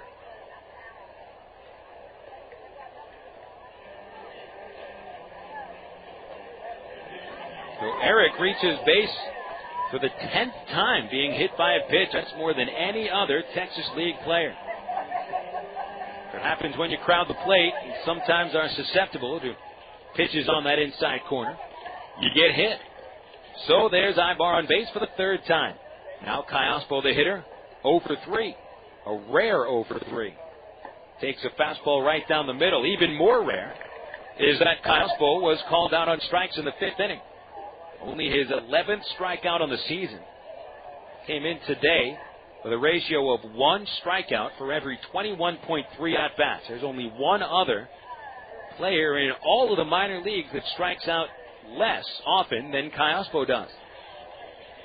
And it's Jeff Keppinger, an infielder in the Royals organization at AAA. Pitch to Alberto, fouled off. Fastball bearing in on his hands. Tried to turn on it, but bounces it into the Arkansas dugout. Count is 0-2. 2 ground outs and a strikeout today for Callaspo. He had come into this game with hits in 16 of 17.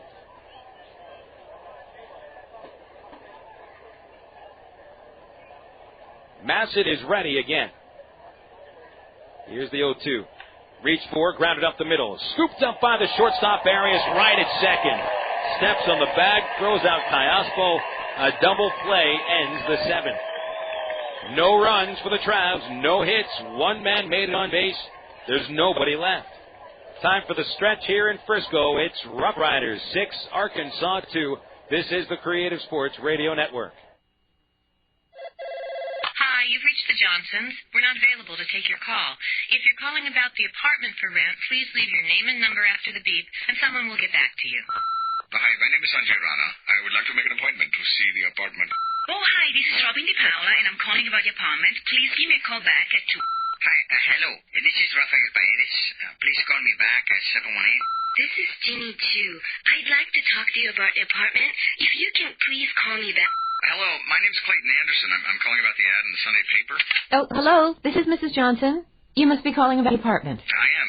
Is it still available? Well, you're the first person to call about it. Are you available? Housing discrimination of all kinds is illegal in the U.S. If you think you've been a victim because of your race, color, national origin, sex, religion, disability, or family status, call 800-669-9777 or visit fairhousinglaw.org.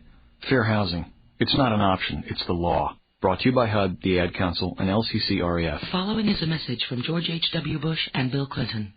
In the aftermath of the devastating tsunami, we come to you not as presidents, but as 2 private citizens. Everyone can help, and every dollar contributed will impact someone's life. So visit usafreedomcorps.gov to choose a reputable charity to accept your donations directly. No one can change what happened, but we can all change what happens next. Visit usafreedomcorps.gov. A PSA brought to you by the Ad Council.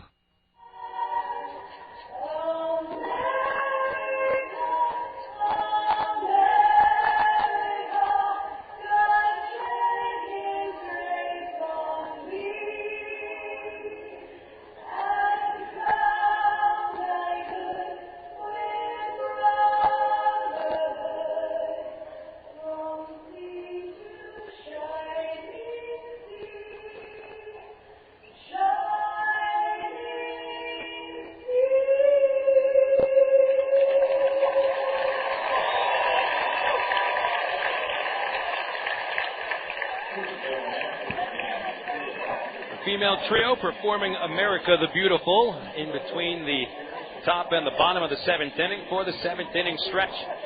6-2, Frisco leading the Arkansas Travelers. And in the bottom of the 7th inning, it'll be the 3, 4, and 5 batters for the RoughRiders against Jose Arredondo. Travs had a 1-0 lead after the top of the 2nd on a single by Mike Elward, bringing home Mike Napoli. Frisco tied it up in the bottom of the 2nd.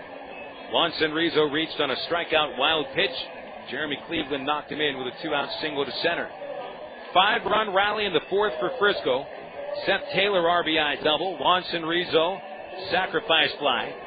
2-base throwing error by third baseman Greg Porter opened the door for Cameron Coghlan's 2-run single and Rudy Jan's RBI single. Travs scored the last run of the game in the top of the 6th inning on a throwing error by the second baseman Jace Brewer. Arredondo came on in the 6th inning inheriting 3 base runners. Through 1 pitch, got the final out of the 6th. So Daniel Davidson's final line, 5 2/3 innings, 7 base hits, 6 runs scored, just 3 earned.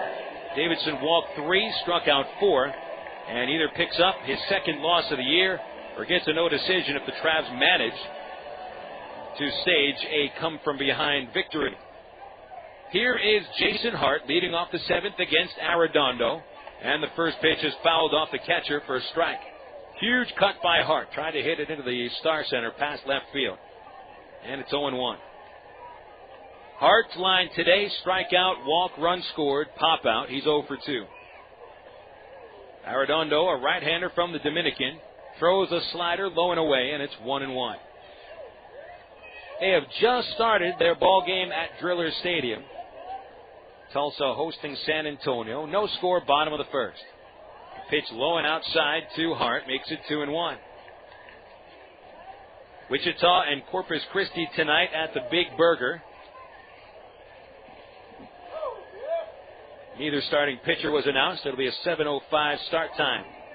Arredondo's 2-1 to Hart. Swung on, a broken bat, pop up into shallow center field. And coming in is Morris, and he gets there for the out. The bat ended up halfway down the third base line, all the way in the outfield. Another broken bat. Thankfully, that one didn't end up in the seats. There's been 2 thrown bats in the seats today. So Hart pops out for the second time. He's 0 for 3. Now the cleanup batter, Seth Taylor, stands in. Arredondo throws low, ball 1. Another Texas League game, that's Springfield. They're playing a night game on Memorial Day. Jeremy Cook pitches for the Cardinals. Midland does not announce a starter. Taylor fouls one straight back. 1 ball, 1 strike. Drillers just took 3 of 4 from Corpus Christi, sending the Travelers to 4.5 games out of first place. Now, the furthest back the Travs have been from first place is 4.5 games today. The pitch, a strike at the knees with a fastball, and Arredondo ahead of Taylor 1-2. At one point, the Travs had a 4-game lead in the standings. Of course, that was way back on April 17th. The 1-2. Foul ball into the third base dugout. Last time the Travs were in first place, May 4th. We're in front of Tulsa by a half game. And they've lost 4 games in the standings since. Even as early as last week, the Travs were only 2 games out. There's a pitch outside from Arredondo, and it's 2-2 on the 4-hitter Taylor. 2 balls, 2 strikes, 1 away, and no one on in the bottom of the 7th. 4-run lead for the RoughRiders. Chopped to third, picked up by Porter. Running on the way to first base, he completes that with a throw and retires Taylor 5-3. Now, thankfully, the Travs do have a few more games against the Drillers in the first half. So they'll have a little bit of time to try to get back into things against the team they're chasing. It's one of the things about the new schedule this year that makes it a better schedule. There's Senrizo taking a strike. Used to be that the Travs finished the first half against West Division teams. The 0-1, huge cut and a miss by Senrizo, 0-2. Senrizo reached on a strikeout wild pitch in the second, scored. Sac fly in the 4th inning. Made it a 3-1 RoughRider lead, and he popped out to short in the 5th, so he's 0 for 2. Travs play against the Drillers June 7th through the 10th at Ray Winder Field. The 0-2 fouled off the plate, still 0-2.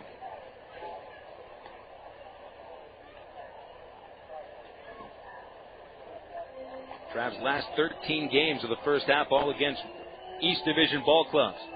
Starting with 4 against the Drillers, then 5 at home against Springfield, and they finished the first half with 4 in Wichita.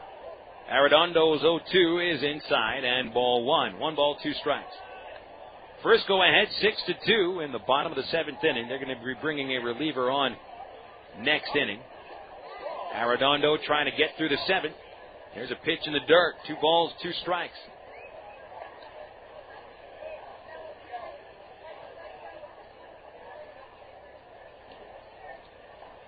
Warming up in the Frisco bullpen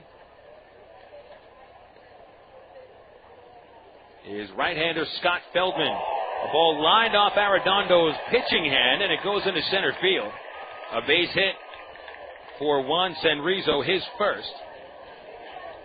And Arredondo looking at his right hand. The ball either lined off his glove or lined off his pitching hand, but Arredondo immediately, when the ball came back at him, started checking his right hand.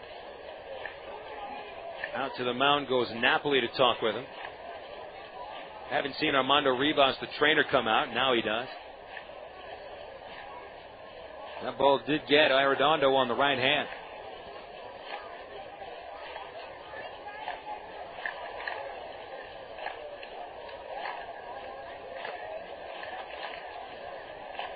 Arredondo flexing the hand pretty well, so it doesn't appear that he's injured all that badly, if at all. We're going to let him throw a couple of warm-ups to see if he still has any feeling in the hand. He looks fine. Meanwhile, the fans enjoying some goofy dancing by one of their own. See it on the scoreboard. Video board in the left center field area. A few fans huddled underneath that video board. The line score and the scoreboard out in the right center field area. And the batter's eye right in between the video board and the scoreboard. That's about the loudest this crowd has been, cheering for a goofy guy dancing. Arredondo remains in the game. He'll face Joaquin Arias, right-handed hitter, 2 for 3. And a fastball down the middle for strike 1.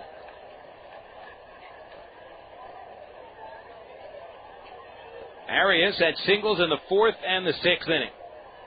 Grounded to the mound in the 2nd. Arredondo's 0-1 pitch. Off the outside corner, 1-1. Action now in the Traveler bullpen with Aaron Pullen getting ready. And Feldman standing on the mound in the Frisco bullpen, waiting to come pitch in the top of the 8th. Arredondo throws to first base, diving back in is Senrizo.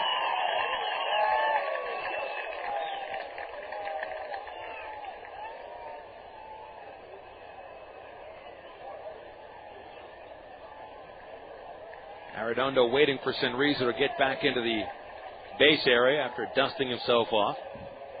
He'll take a 3-step lead, 2 away, bottom 7, and a 1-1 count.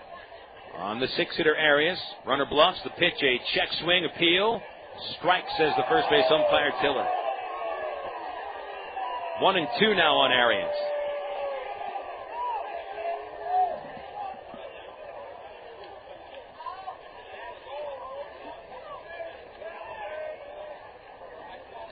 Arredondo on 2 strikes now to Arias. High set, here's the pitch. Jammed him, popped it up over first, foul territory. Elward giving chase, couldn't make the catch. He falls into the first base seats. Elward, as usual, fearless of that first base wall. Thankfully, the wall is padded at the soda bottle. Elward had his feet taken out underneath him by that wall. He's okay. Jogs back to his position. It's 1-2 on Arias. 2 away.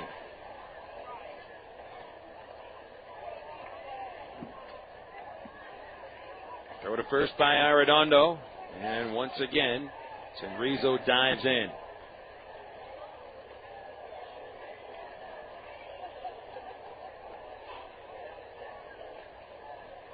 Now the stretch. And the 1-2, the runner goes. Swing and a foul back. Yeah, we can still hear phone conversations out here at the soda bottle through our crowd microphone system. Let's see, I think they've got the crowd mic'd from just above the third base seats. You can hear cell phones ringing, the occasional conversation, which is always very uninteresting.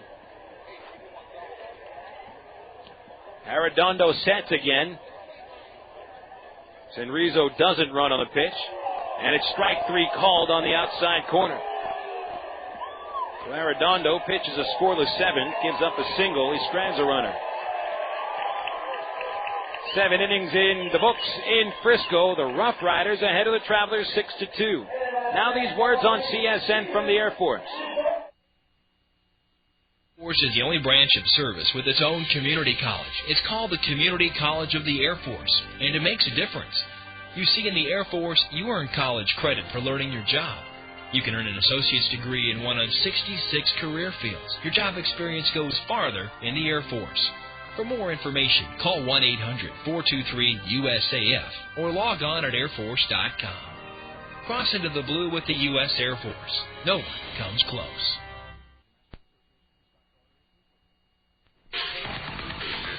It was the first game of a 5-game series from Tulsa, Oklahoma at Tulsa County Stadium in Tulsa, Oklahoma as the Arkansas Travelers met the Tulsa Drillers. And Tulsa on the home run bat by Shake Moore won the ball game by the score of 10-2. Andy Van Slyke had a solo home run for the Arkansas Travelers back in 1982, but Shake Moore was 3 for 4 from the plate, had a home run, and 3 runs batted in. After the game, Tulsa manager Tommy Burgess says Shake Moore's acquisition for the ball club was tremendous for his team. Well, I'm awfully happy that we've got him, and he's awfully happy to be over here. You can look at the Jackson Ball Club. They got 3 young prospects, and Shake was just falling between the stools. And with Teddy Davis going over there, he was the player to be named later. We got him. We're awfully happy that he's with us, and he's awfully happy to be here. That was the manager of the Tulsa Drillers back in 1982, Tommy Burgess, as Tulsa defeated the Arkansas Travelers 10-2 on the date April the 24th, 1982. And that's tonight's American Gold and Silver Traveler Flashback.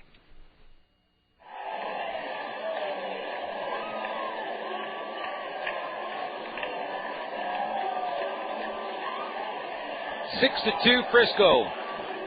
7 innings in the books. RoughRiders took the lead in the 4th inning, scoring 5 runs. They have not looked back since.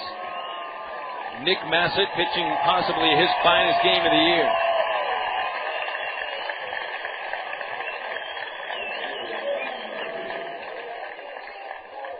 Tommy Murphy leads off the 8th inning against Masset. Draft switch hitting right fielder is 1 for 3 with an infield single. And a pitch in the dirt from Masset to start the inning.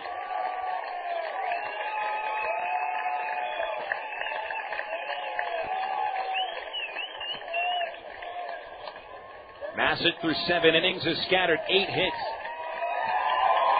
Here's the 1-0 pitch. And a strike at the knees makes it 1-1. Masset has allowed 2 runs, 1 of them earned. He's walked 1, striking out 5. He's left 6 runners on base. The 1-1 pitch from Masset to Murphy. Skips the plate. Blocked by the catcher, Abruzzo. 2-1. Mike Napoli and Greg Porter, the next 2 batters to hit. Middle infield very deep as the 2-1 comes to Murphy, and he rips it deep to right field. That'll send Senrizo back to the track where he makes the catch.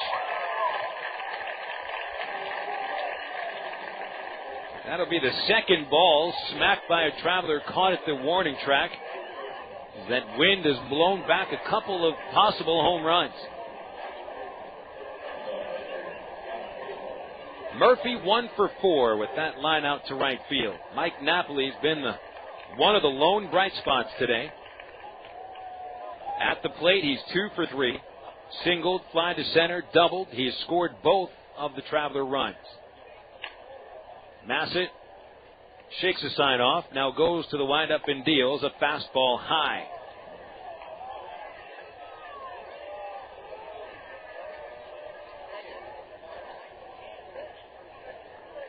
Feldman still warming up for the RoughRiders. Vaughn Sturchbach has started to throw for the Travs. Right alongside Aaron Pullen. Here's the 1-0 pitch to Napoli. A strike on the outside corner. It is 1-1. Final scores in the National League. The Pirates beat the Marlins 3-2 in 10 innings. Marlins carried a 1-run lead to the bottom of the 9th. Pittsburgh pulls it out. Rick White gets the win. Todd Jones blows the save, suffers the loss. Here's a 1-1 to Napoli. Inside 2-1. Cincinnati wallops Houston 9-0. Aaron Harang out pitches Roger Clemens. Harang strikes out 10 in 7 innings. Picks up his 4th win. Clemens gives up 2 runs in 7 innings. Falls to 3-3. 2-1 pitch to Knapp. A swing and a foul ball tipped at the plate, and it's 2-2. Randa and Friel go deep for the Reds. The Astros at 18-32. They carry the second worst record in the National League. Only lowly Colorado playing worse. 2 balls, 2 strikes. Masset throws. Napoli strikes out swinging on a slider. And Jared Abruzzo trying to start that celebratory toss around the infield, throws it into left field.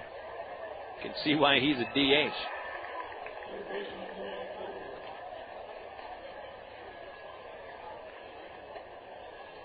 Six strikeouts for Nick Masset. With Napoli now 2 for 4. Here's Greg Porter.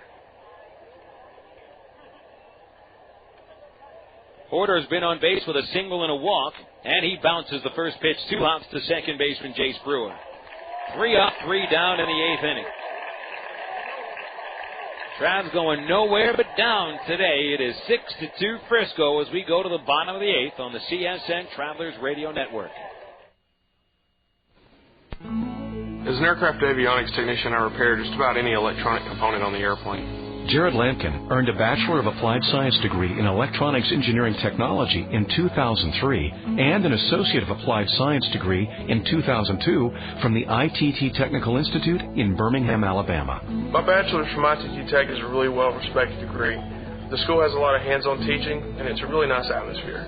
At ITT Technical Institute, you can pursue skills that can be used to help you prepare for a new career or create opportunities in your current field. Call 1-800-ITT-TECH. That's 1-800-ITT-TECH, or visit us on the web at www.itt-tech.edu to investigate a campus nearest you. Find a potential new path to your future at ITT Tech. I want to move higher, get everything I can, fly my own plane. ITT Technical Institute. Education for the future. I never wanted a Coke so bad in my life. Like the time I went on a shop till you drop a thon with my girlfriend. So there I am pinballing from store to store across the vast expanse of this mega mall, forced to give my opinion on her clothing choices, which she promptly ignored. I think it was from all the, yeah, that looks great, honey, but I was parched. Only one thing was going to unparch me. A Coke. I would have cried, but I couldn't spare the fluid. So next time I go shopping, it'll be online. Coca-Cola. Make it real.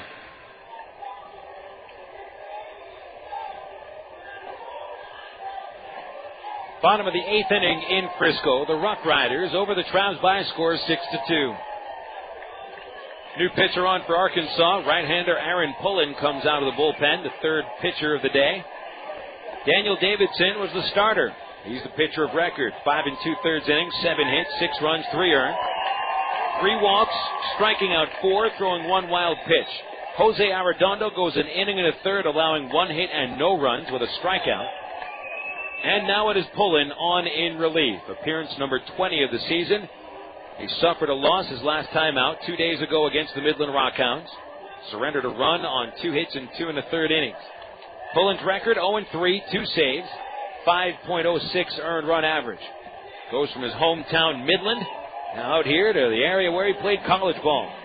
Pullen played his college ball at University of Texas at Arlington, about 40 minutes away from here. And he will face the 7, 8, and 9 hitters. Jeremy Cleveland will lead it off in the 8th. He's 1 for 3. Been going to center field all day. First pitch from Pullen is a ground ball to short. Aybar coming on for it. Picks it up. Cleveland jogs to first, and Aybar throws him out. So Cleveland 1 for 4. This will bring up Jared Abruzzo. Scott Feldman continues to warm up in the Frisco bullpen. Now Nick Masset has thrown 102 pitches to go 8 innings. You think that he might have a chance to come out for the 9th, but Texas is going to be a little more careful with Masset and probably bring on the reliever Feldman to finish off the Travs in the 9th inning. Abruzzo, the batter. He'll bat left-handed, fouls 1 off. He's 0 for 2. 3rd inning ground out.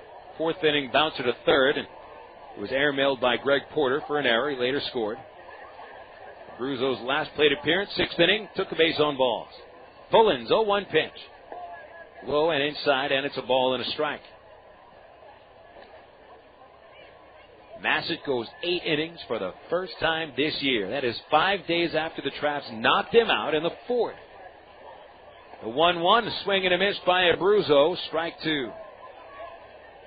Good fastball from Pullen, handcuffed the switch-hitting catcher. 1 ball and 2 strikes.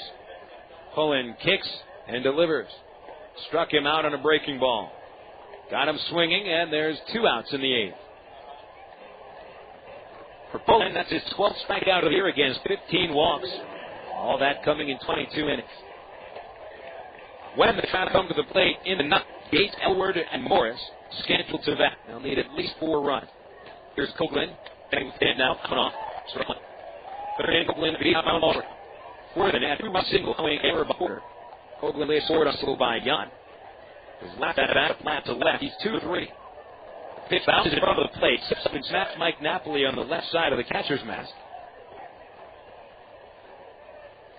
He is all right. The mask was skewed by the force of the pitch. 1 ball, 1 strike. 2 runs, 8 hits, 1 error for Arkansas. Frisco, 6 runs, 8 hits, 1 error. Pull it into the glove. Here's the 1-1. Slider under the knees. 2 balls, 1 strike to Coughlin, the 9-hitter.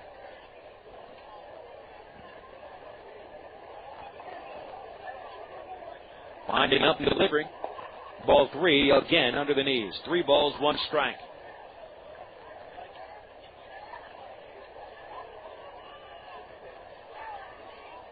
Now the 3-1 pitch. Swung on, a fly ball to center. Close to left center field, Chris Morris is waiting for it, and he makes the catch. So Pullen sets him down in order in the 8th inning, and the Crabs have 1 more chance.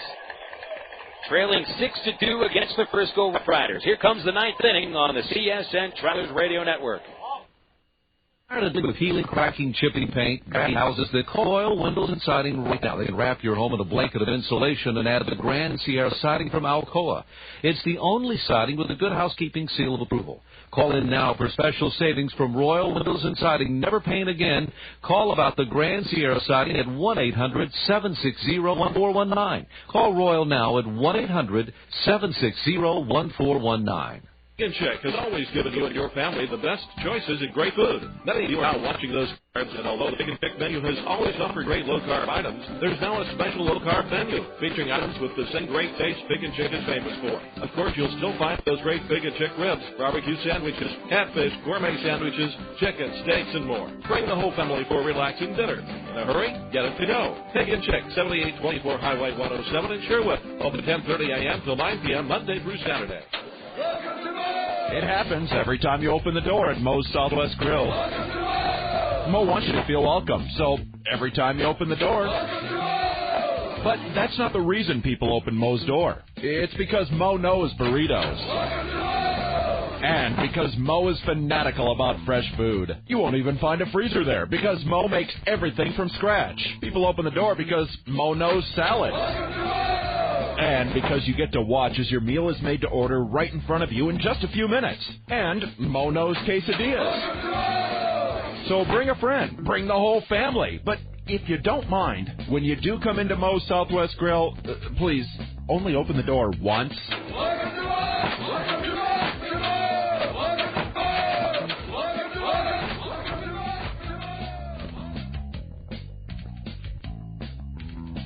Couple of changes for Frisco to start the top of the 9th inning. A new catcher, first off. Dustin Smith, who was just brought up from extended spring training, because the other 2 catchers, Nikias and Esposito, are on the disabled list. Smith comes on replacing Abruzzo to catch in the 9th inning. And a new pitcher comes on as well. It is right-hander Scott Feldman. Feldman standing 6'5", 210 pounds out of Burlington, California. 30th round pick in 2003. Started this year at Single A Bakersfield. And now he is making an appearance against the Travs today. It is Feldman's 11th appearance with the RoughRiders. No wins, a loss, 1 save, 260 earned run average for Feldman. David Gates leads off the 9th and takes inside. 6-2 Frisco. RoughRiders trying to win for the 3rd time in 5 games. Gates taking low and in, 2-0. Gates is 1 for 3, had a triple in the 4th inning. That was with 1 out, but he was thrown out at the plate trying to score on a routine ground ball to first. The 2-0. Swung on, fly ball, shallow right field. Senrizo right there to make the catch, 1 away.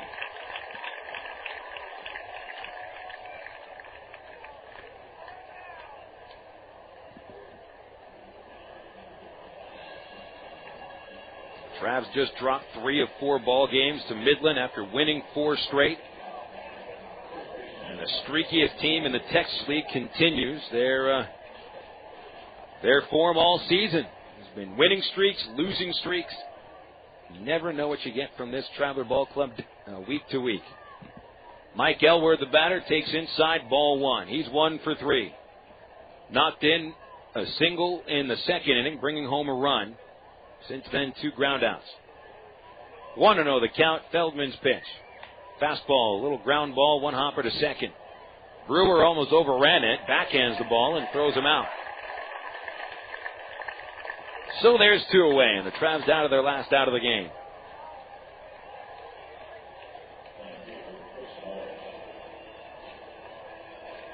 Most of the fans have left the ballpark already. They've cheered more for dancing fans and MCs than any other thing in this ballpark, as usual. Morris 0 for 3. Shows bunt, got it down, but foul. Rolls along that third base line on the foul side. Catcher Smith quick to pounce on it now. Strike 1.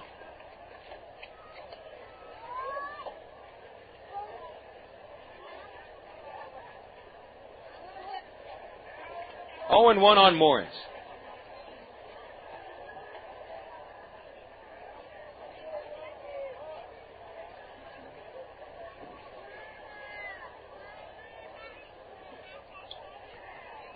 Feldman looking in for the sign. Working with Smith for the first time this year. Now the 0-1. Swing and a miss. Nothing in 2.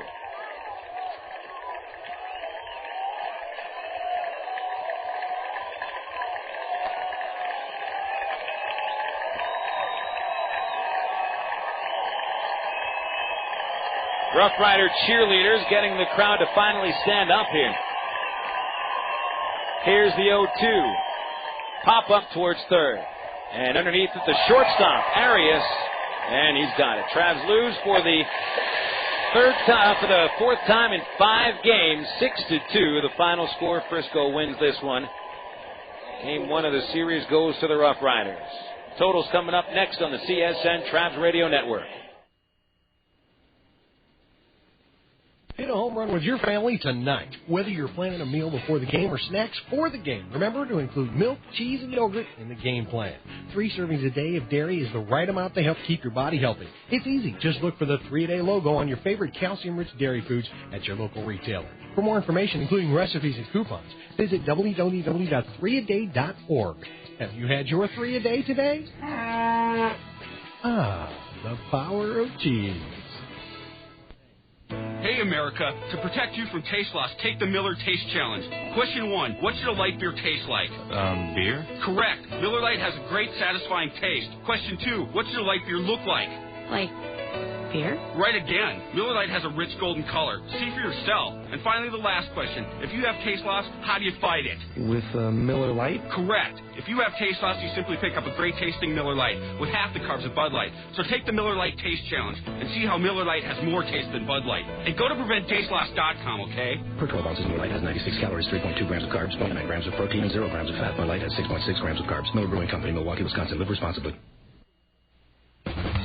Sonic does a little trash talking. Hey, Pete, you having some tots? Yeah, man, fueling up for the big game. Mm-hmm. I've been working on my trash talking. Oh, really? Yeah. Yeah, let me hear some. Okay. Oh, what's up? You think you're going to make more basketball points on the basketball court with shooting the basketball through the basketball rim than me? Well, check it out. We'll see about that, brah. Pretty sweet, huh? Yeah, sweet and long. Sonic. Nothing goes better with sports. Hey, nobody said quitting smoking was easy, but others have done it, and you can too, with help from the SOS Quit line, 1-866-NOW-QUIT. They'll give you the help you need to kick the tobacco habit. It's free, and it's free of nagging and preaching too. So call 1-866-NOW-QUIT and get the help you need. What have you got to lose, besides the most dangerous habit you've ever had? 1-866-NOW-QUIT. Call now. The third base coach. He doesn't get much attention. You've never heard of a third base coach groupie, have you? But he's vital to the success of the team. His experience and knowledge of the game can mean the difference between scoring a run or getting thrown out at the plate.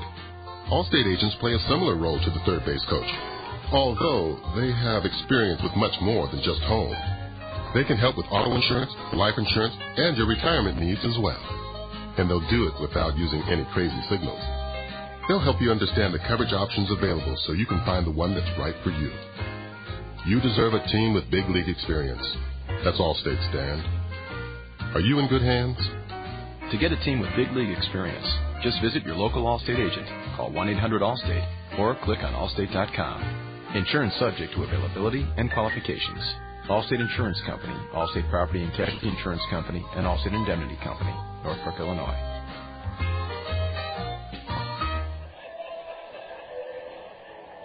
Total boards read after the final score. It's 2 runs for the Travs, 8 hits, 1 error, 6 runners left. Frisco, 6 runs on 8 hits, 1 error, 6 runners left. Winning pitcher, Nick Masset. His record 2-6, 8 innings for the win. Daniel Davidson suffers the loss, falling to 5-2. Time of game, 2 hours, 45 minutes, and the paid attendance is 8,229. Travs fall to 26-24, currently 5 games out of first, and a chance they may even fall into third place if Wichita defeats their opponent later tonight. The Wranglers will be battling against the Corpus Christi Hooks. Frisco now at 20-30. We'll have the Allstate Insurance postgame report next on the Creative Sports Radio Network.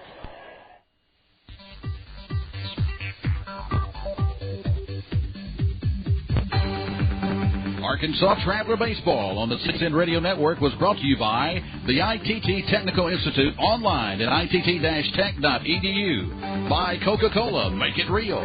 By Miller Lite, prevent taste loss with Miller Lite. And by Allstate, you're in good hands with Allstate. And by the Sonic Drive-In. Arkansas Traveler Baseball has been brought to you statewide on the Creative Sports Radio Network by Bale Honda. See the new Honda cars and trucks today. By the U.S. Airports, crossing to the blue. The Bank of the Ozarks with several locations to serve you. And by the Canadian Tax Advisory Group. Arkansas Traveler Baseball has been a presentation of CSN, the Creative Sports Radio Network. Stay tuned next for the Traveler Postgame Show, right here on CSN, the Creative Sports Radio Network. Thank you, and we're back. You know, when it comes to fighting crime, he's never going to roll over. He's McGruff the Crime Dog. Roll over. You're okay, Joy. Thanks. And I got 2 words to make your neighborhood safer. Uh-huh. Coffee cake. Ah, the old poison coffee cake trick. The cook takes a bite, falls down to the ground. No, it's for your neighbors. You want to poison your neighbors? No, never. Oh, thank goodness. No, for 25 years, I've been giving tips about preventing crime. One of them is to invite people over for a cup of coffee and share the problems you see on your street and what to do about them. That's great. You can invite your local police officer to help, too. You know, I hear they're very fond of donuts. No, that's just a myth. Oh, well, I come to your doghouse for coffee cake in a safer neighborhood. Now you're talking. You can cut down on crime by not just locking your door, but opening up to your neighbors. Still, a 10-pound bundt cake dropped on a bad guy's foot could help. It couldn't hurt. And going to weprevent.org for other tips could help, too. A message from the U.S. Department of Justice, Crime Prevention Coalition of America, National Crime Prevention Council, and the Ad Council. You know, a while back when I was growing up, that was a long time ago, the Travelers used to do free tickets for kids with the Notto gang. Well, the tradition continues at Ray Winder Field thanks to the West Little Rock Optimist Club. Listen to this deal. Every Traveler home game, youth groups can get free box seats. You heard right. Free box seats by calling the Travelers at 664-1555. Just ask for the Optimist Dugout, and each kid in your youth group or baseball team gets a free box seat while the adults pay just $6. You won't find a better deal anywhere in town. The Travs and the West Little Rock Optimist Club are committed to passing our love for baseball to your kids. In order to take advantage of this, you got to call 664-1555 and ask about the Optimist Dugout. Free box seats for youth groups every game, only at Ray Winder Field. The Allstate Insurance Arkansas Traveler Postgame Show is brought to you by Allstate Insurance. You're in good hands with Allstate.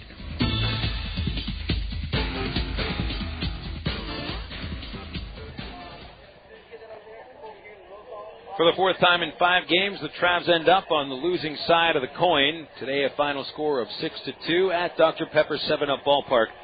Frisco takes the first game of this 5-game series. We go to the Allstate Insurance post-game report, recapping the ball game, starting with the Travs getting ahead in the second inning against Nick Masset. Mike Napoli and Greg Porter started the second innings with singles. After a strikeout of David Gates, Mike Elward came through, punching his single up the middle, scoring Napoli, and it was 1-0. Frisco fought right back and tied it against Daniel Davidson in the second. With 1 out, Davidson struck out once and Rizzo on a changeup, but with the ball in the dirt, it got by Mike Napoli. Bat also went flying past third base. That might have caused Napoli to lose the ball for a quick second. That was enough to get Rizzo to first base. Joaquin Arias then hit a little tapper close to the mound. Davidson could only get it out at first base, and Rizzo went to second and scored when Jeremy Cleveland punched a 2-out single to center, so it was 1-1. Trav base running problem started in the third inning. Erick Aybar led off with a single, but then was caught stealing second base. Aybar has been caught 9 times in 20 attempts. Then in the fourth inning, a 1-out triple by David Gates. Mike Elward then hit a very soft one-bouncer to first baseman Jason Hart. He threw home, and Gates was out by 10 feet. That was really the last time the Travs were even in the ball game, as the bottom of the fourth put Frisco ahead. They scored 5 runs on 4 hits and 1 huge error. Davidson started the inning by walking Jason Hart. Then Seth Taylor ripped a double down the third base line, with Hart scoring from first. Taylor went to third base on the throw and scored on a sac fly by Juan Rizzo. That made it 3-1 RoughRiders. Then with the bases empty, Joaquin Arias singled between third and short. And after a fly out to center for the second out, Jared Abruzzo bounced to third base. Greg Porter played the ball behind the bag and overthrew first. That allowed Arias to go to third. Abruzzo on the error went to second. Both runners scored when Cameron Coughlin dunked a single into right field. Abruzzo barely beat the throw to the plate. And in fact, he didn't beat the throw. He would have been out, but Mike Napoli juggled the throw from right field. So that made it 4 runs in the inning, and Rudy Yan completed the rally with a single to left field, scoring Coughlin. Frisco had themselves a 6-1 lead after the fourth inning. Travs got their last run in the sixth against Masset. Napoli led off with a double, a walk to Greg Porter, then David Gates hit a ground ball to shortstop, and as the RoughRiders middle infielders of Arias and Brewer attempted to turn 2, Brewer's throw got away from him and rolled away from first base, allowing Napoli to score.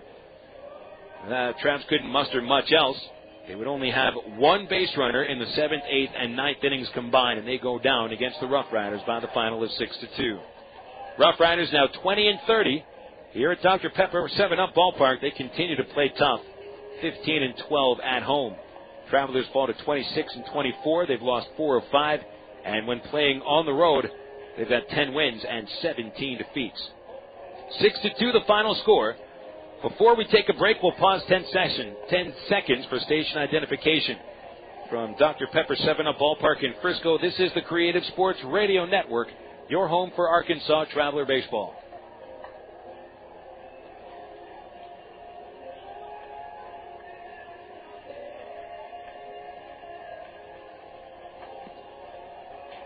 Coming up next, a look at the Texas League scoreboard on the CSN Arkansas Traveler Baseball Network. The third base coach. He doesn't get much attention. You've never heard of a third base coach groupie, have you? But he's vital to the success of the team. His experience and knowledge of the game can mean the difference between scoring a run or getting thrown out at the plate. Allstate agents play a similar role to the third base coach, although they have experience with much more than just home. They can help with auto insurance, life insurance, and your retirement needs as well. And they'll do it without using any crazy signals. They'll help you understand the coverage options available so you can find the one that's right for you. You deserve a team with big league experience. That's Allstate, Stan. Are you in good hands? To get a team with big league experience, just visit your local Allstate agent, call 1-800-ALLSTATE, or click on allstate.com. Insurance subject to availability and qualifications. Allstate Insurance Company, Allstate Property and Casualty Insurance Company, and Allstate Indemnity Company, Northbrook, Illinois. Better choices. Sonic's got them, others don't. Come in today for the spicy taste of Sonic's new Cajun chicken sandwich. A tender grilled chicken breast topped with crisp lettuce, fresh tomatoes, pepper jack cheese, and ranch dressing. Then seasoned with Sonic's savory blackened sauce. It's a little bit of New Orleans flavor served up hot and fast the way only Sonic can do it. But only for a limited time at participating Sonic drive-ins. The new Cajun chicken sandwich. It's not just good, it's Sonic good. It's the end of the day, and you've got two choices, each with its own delights. The champagne of beers or the champagne of light beers. So you do what every good high life man would do when faced with a head-scratching decision. You find a quarter. Tails. You say Miller High Life Light and reach for the peanuts. The rising moon says, well done, my friend. That's the High Life way. Miller Brewing Company, Milwaukee, Wisconsin. Live responsibly. Checking Texas League scores, just one game in progress right now. That's at Driller Stadium, where the Tulsa Drillers have a 3-2 lead in the bottom of the second against the San Antonio Missions. Tulsa now 5 games in front of the Travelers. Meanwhile, the Wichita Wranglers, who as of right now are tied for third place, or actually second place with the Travs, with records each of 26 and 24. The Wranglers can get second place all by themselves if they defeat Corpus Christi tonight. That game will start at 7:05. Springfield hosting Midland today, 7:10. And the first place Rockhounds enter the game at 32 and 18. Springfield in last in the East Division at 23 and 27. Those are the Texas League games. We'll go to the Major League scoreboard next. But first, these words on the Creative Sports Radio Network.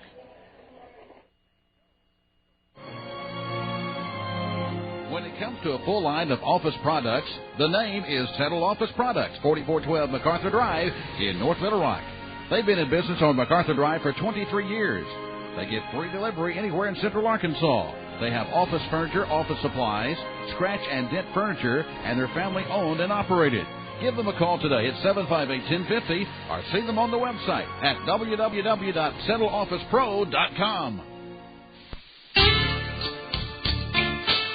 Dreams makes the best reality. And the reality is that the Honda Ridgeline is here at Bale Honda, 13101 Chenal Parkway in Little Rock. It's tough as nails and rugged from top to bottom. The all-new 2006 Honda Ridgeline features a rigid closed box frame with unit body construction and fully independent suspension for confident handling.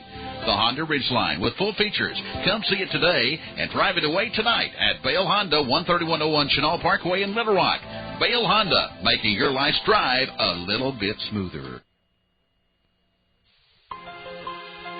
Do you feel like you pay too much in taxes? If you're 55 or older, let the professionals at Canadian Tax Advisory Group show you how you can possibly reduce or eliminate your taxes. Ask about our complimentary tax analysis service. Call today for an appointment at 1-800-550-1759. That's 1-800-550-1759. Our office is located at 102 Country Club Parkway, Suite B in Maumelle. The Canadian Tax Advisory Group, where we can help you save on your taxes.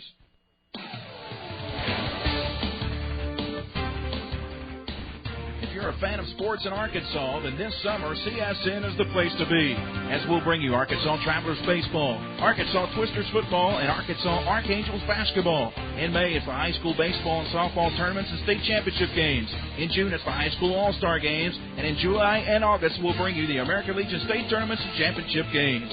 Sports action all summer long right here on the Creative Sports Radio Network. Taking a look at the Major League scoreboard, brought to you by Southwest Airlines, the official airline of the Arkansas Travelers. We've got 3 final scores in the National League. A 10-inning ball game at Pittsburgh, won by the Pirates over Florida 3-2. Rick White gets the win, his record 2-2. Todd Jones blows the save, takes the loss, falls to 0-1. Cincinnati shuts out Houston 9-0 on 5 hits. Reds put it away with a 7-run rally in the 9th inning. Aaron Harang struck out 10 in 7 innings for his 4th win. Roger Clemens takes a hard luck loss yet again and falls to 3-3. Home runs for the Reds by Joe Randa and Ryan Friel. The Washington Nationals win today against the Atlanta Braves at RFK Stadium, 3-2. Tomo Oka got the win. Kyle Davies the loser. Chad Cordero saved it, and Andrew Jones went deep. One game in progress right now. It's in the American League, where the Angels are trailing the White Sox 3-2 in the top of the 8th inning. Center fielder Steve Stanley has hit his 7th home run of the year. Later tonight in the National League, St. Louis at Colorado. It'll be Jason Marquis and Jamie Wright on the mound. Dodgers host the Cubs today. Greg Maddux, Wilson Alvarez, the starting pitchers. Milwaukee at San Diego. Victor Santos, Darryl May are the starters. 3 later games in the American League. It's Boston hosting Baltimore. Rodrigo Lopez on the mound for the Orioles against Bronson Arroyo. Tampa Bay and Oakland today. A couple of rookies on the mound. Scott Kazmir and Joe Blanton.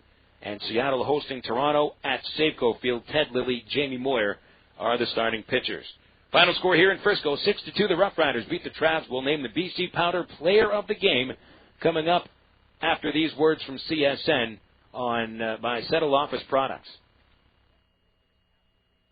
1905, Lewis and Clark described in their journals a country teeming with wildlife. Bison as far as the eye can see. Rivers churning with fish. They wrote of scenes of endless beauty and of meeting more than 100 nations of American Indians whose lives were one with our environment. Now, imagine what Lewis and Clark and the American Indians they met would say if they walked the trail today. Would they be pleased? There are herds of homes where the buffalo once roamed. Or would they feel differently? Something must be done to save what's left of this great place. As we commemorate the Lewis and Clark Bicentennial, we encourage you to consider what's been lost and what we can do to preserve what's left of the trail that still winds through us all. Walk with Lewis and Clark and see what you discover at www.lewisandclark200.org.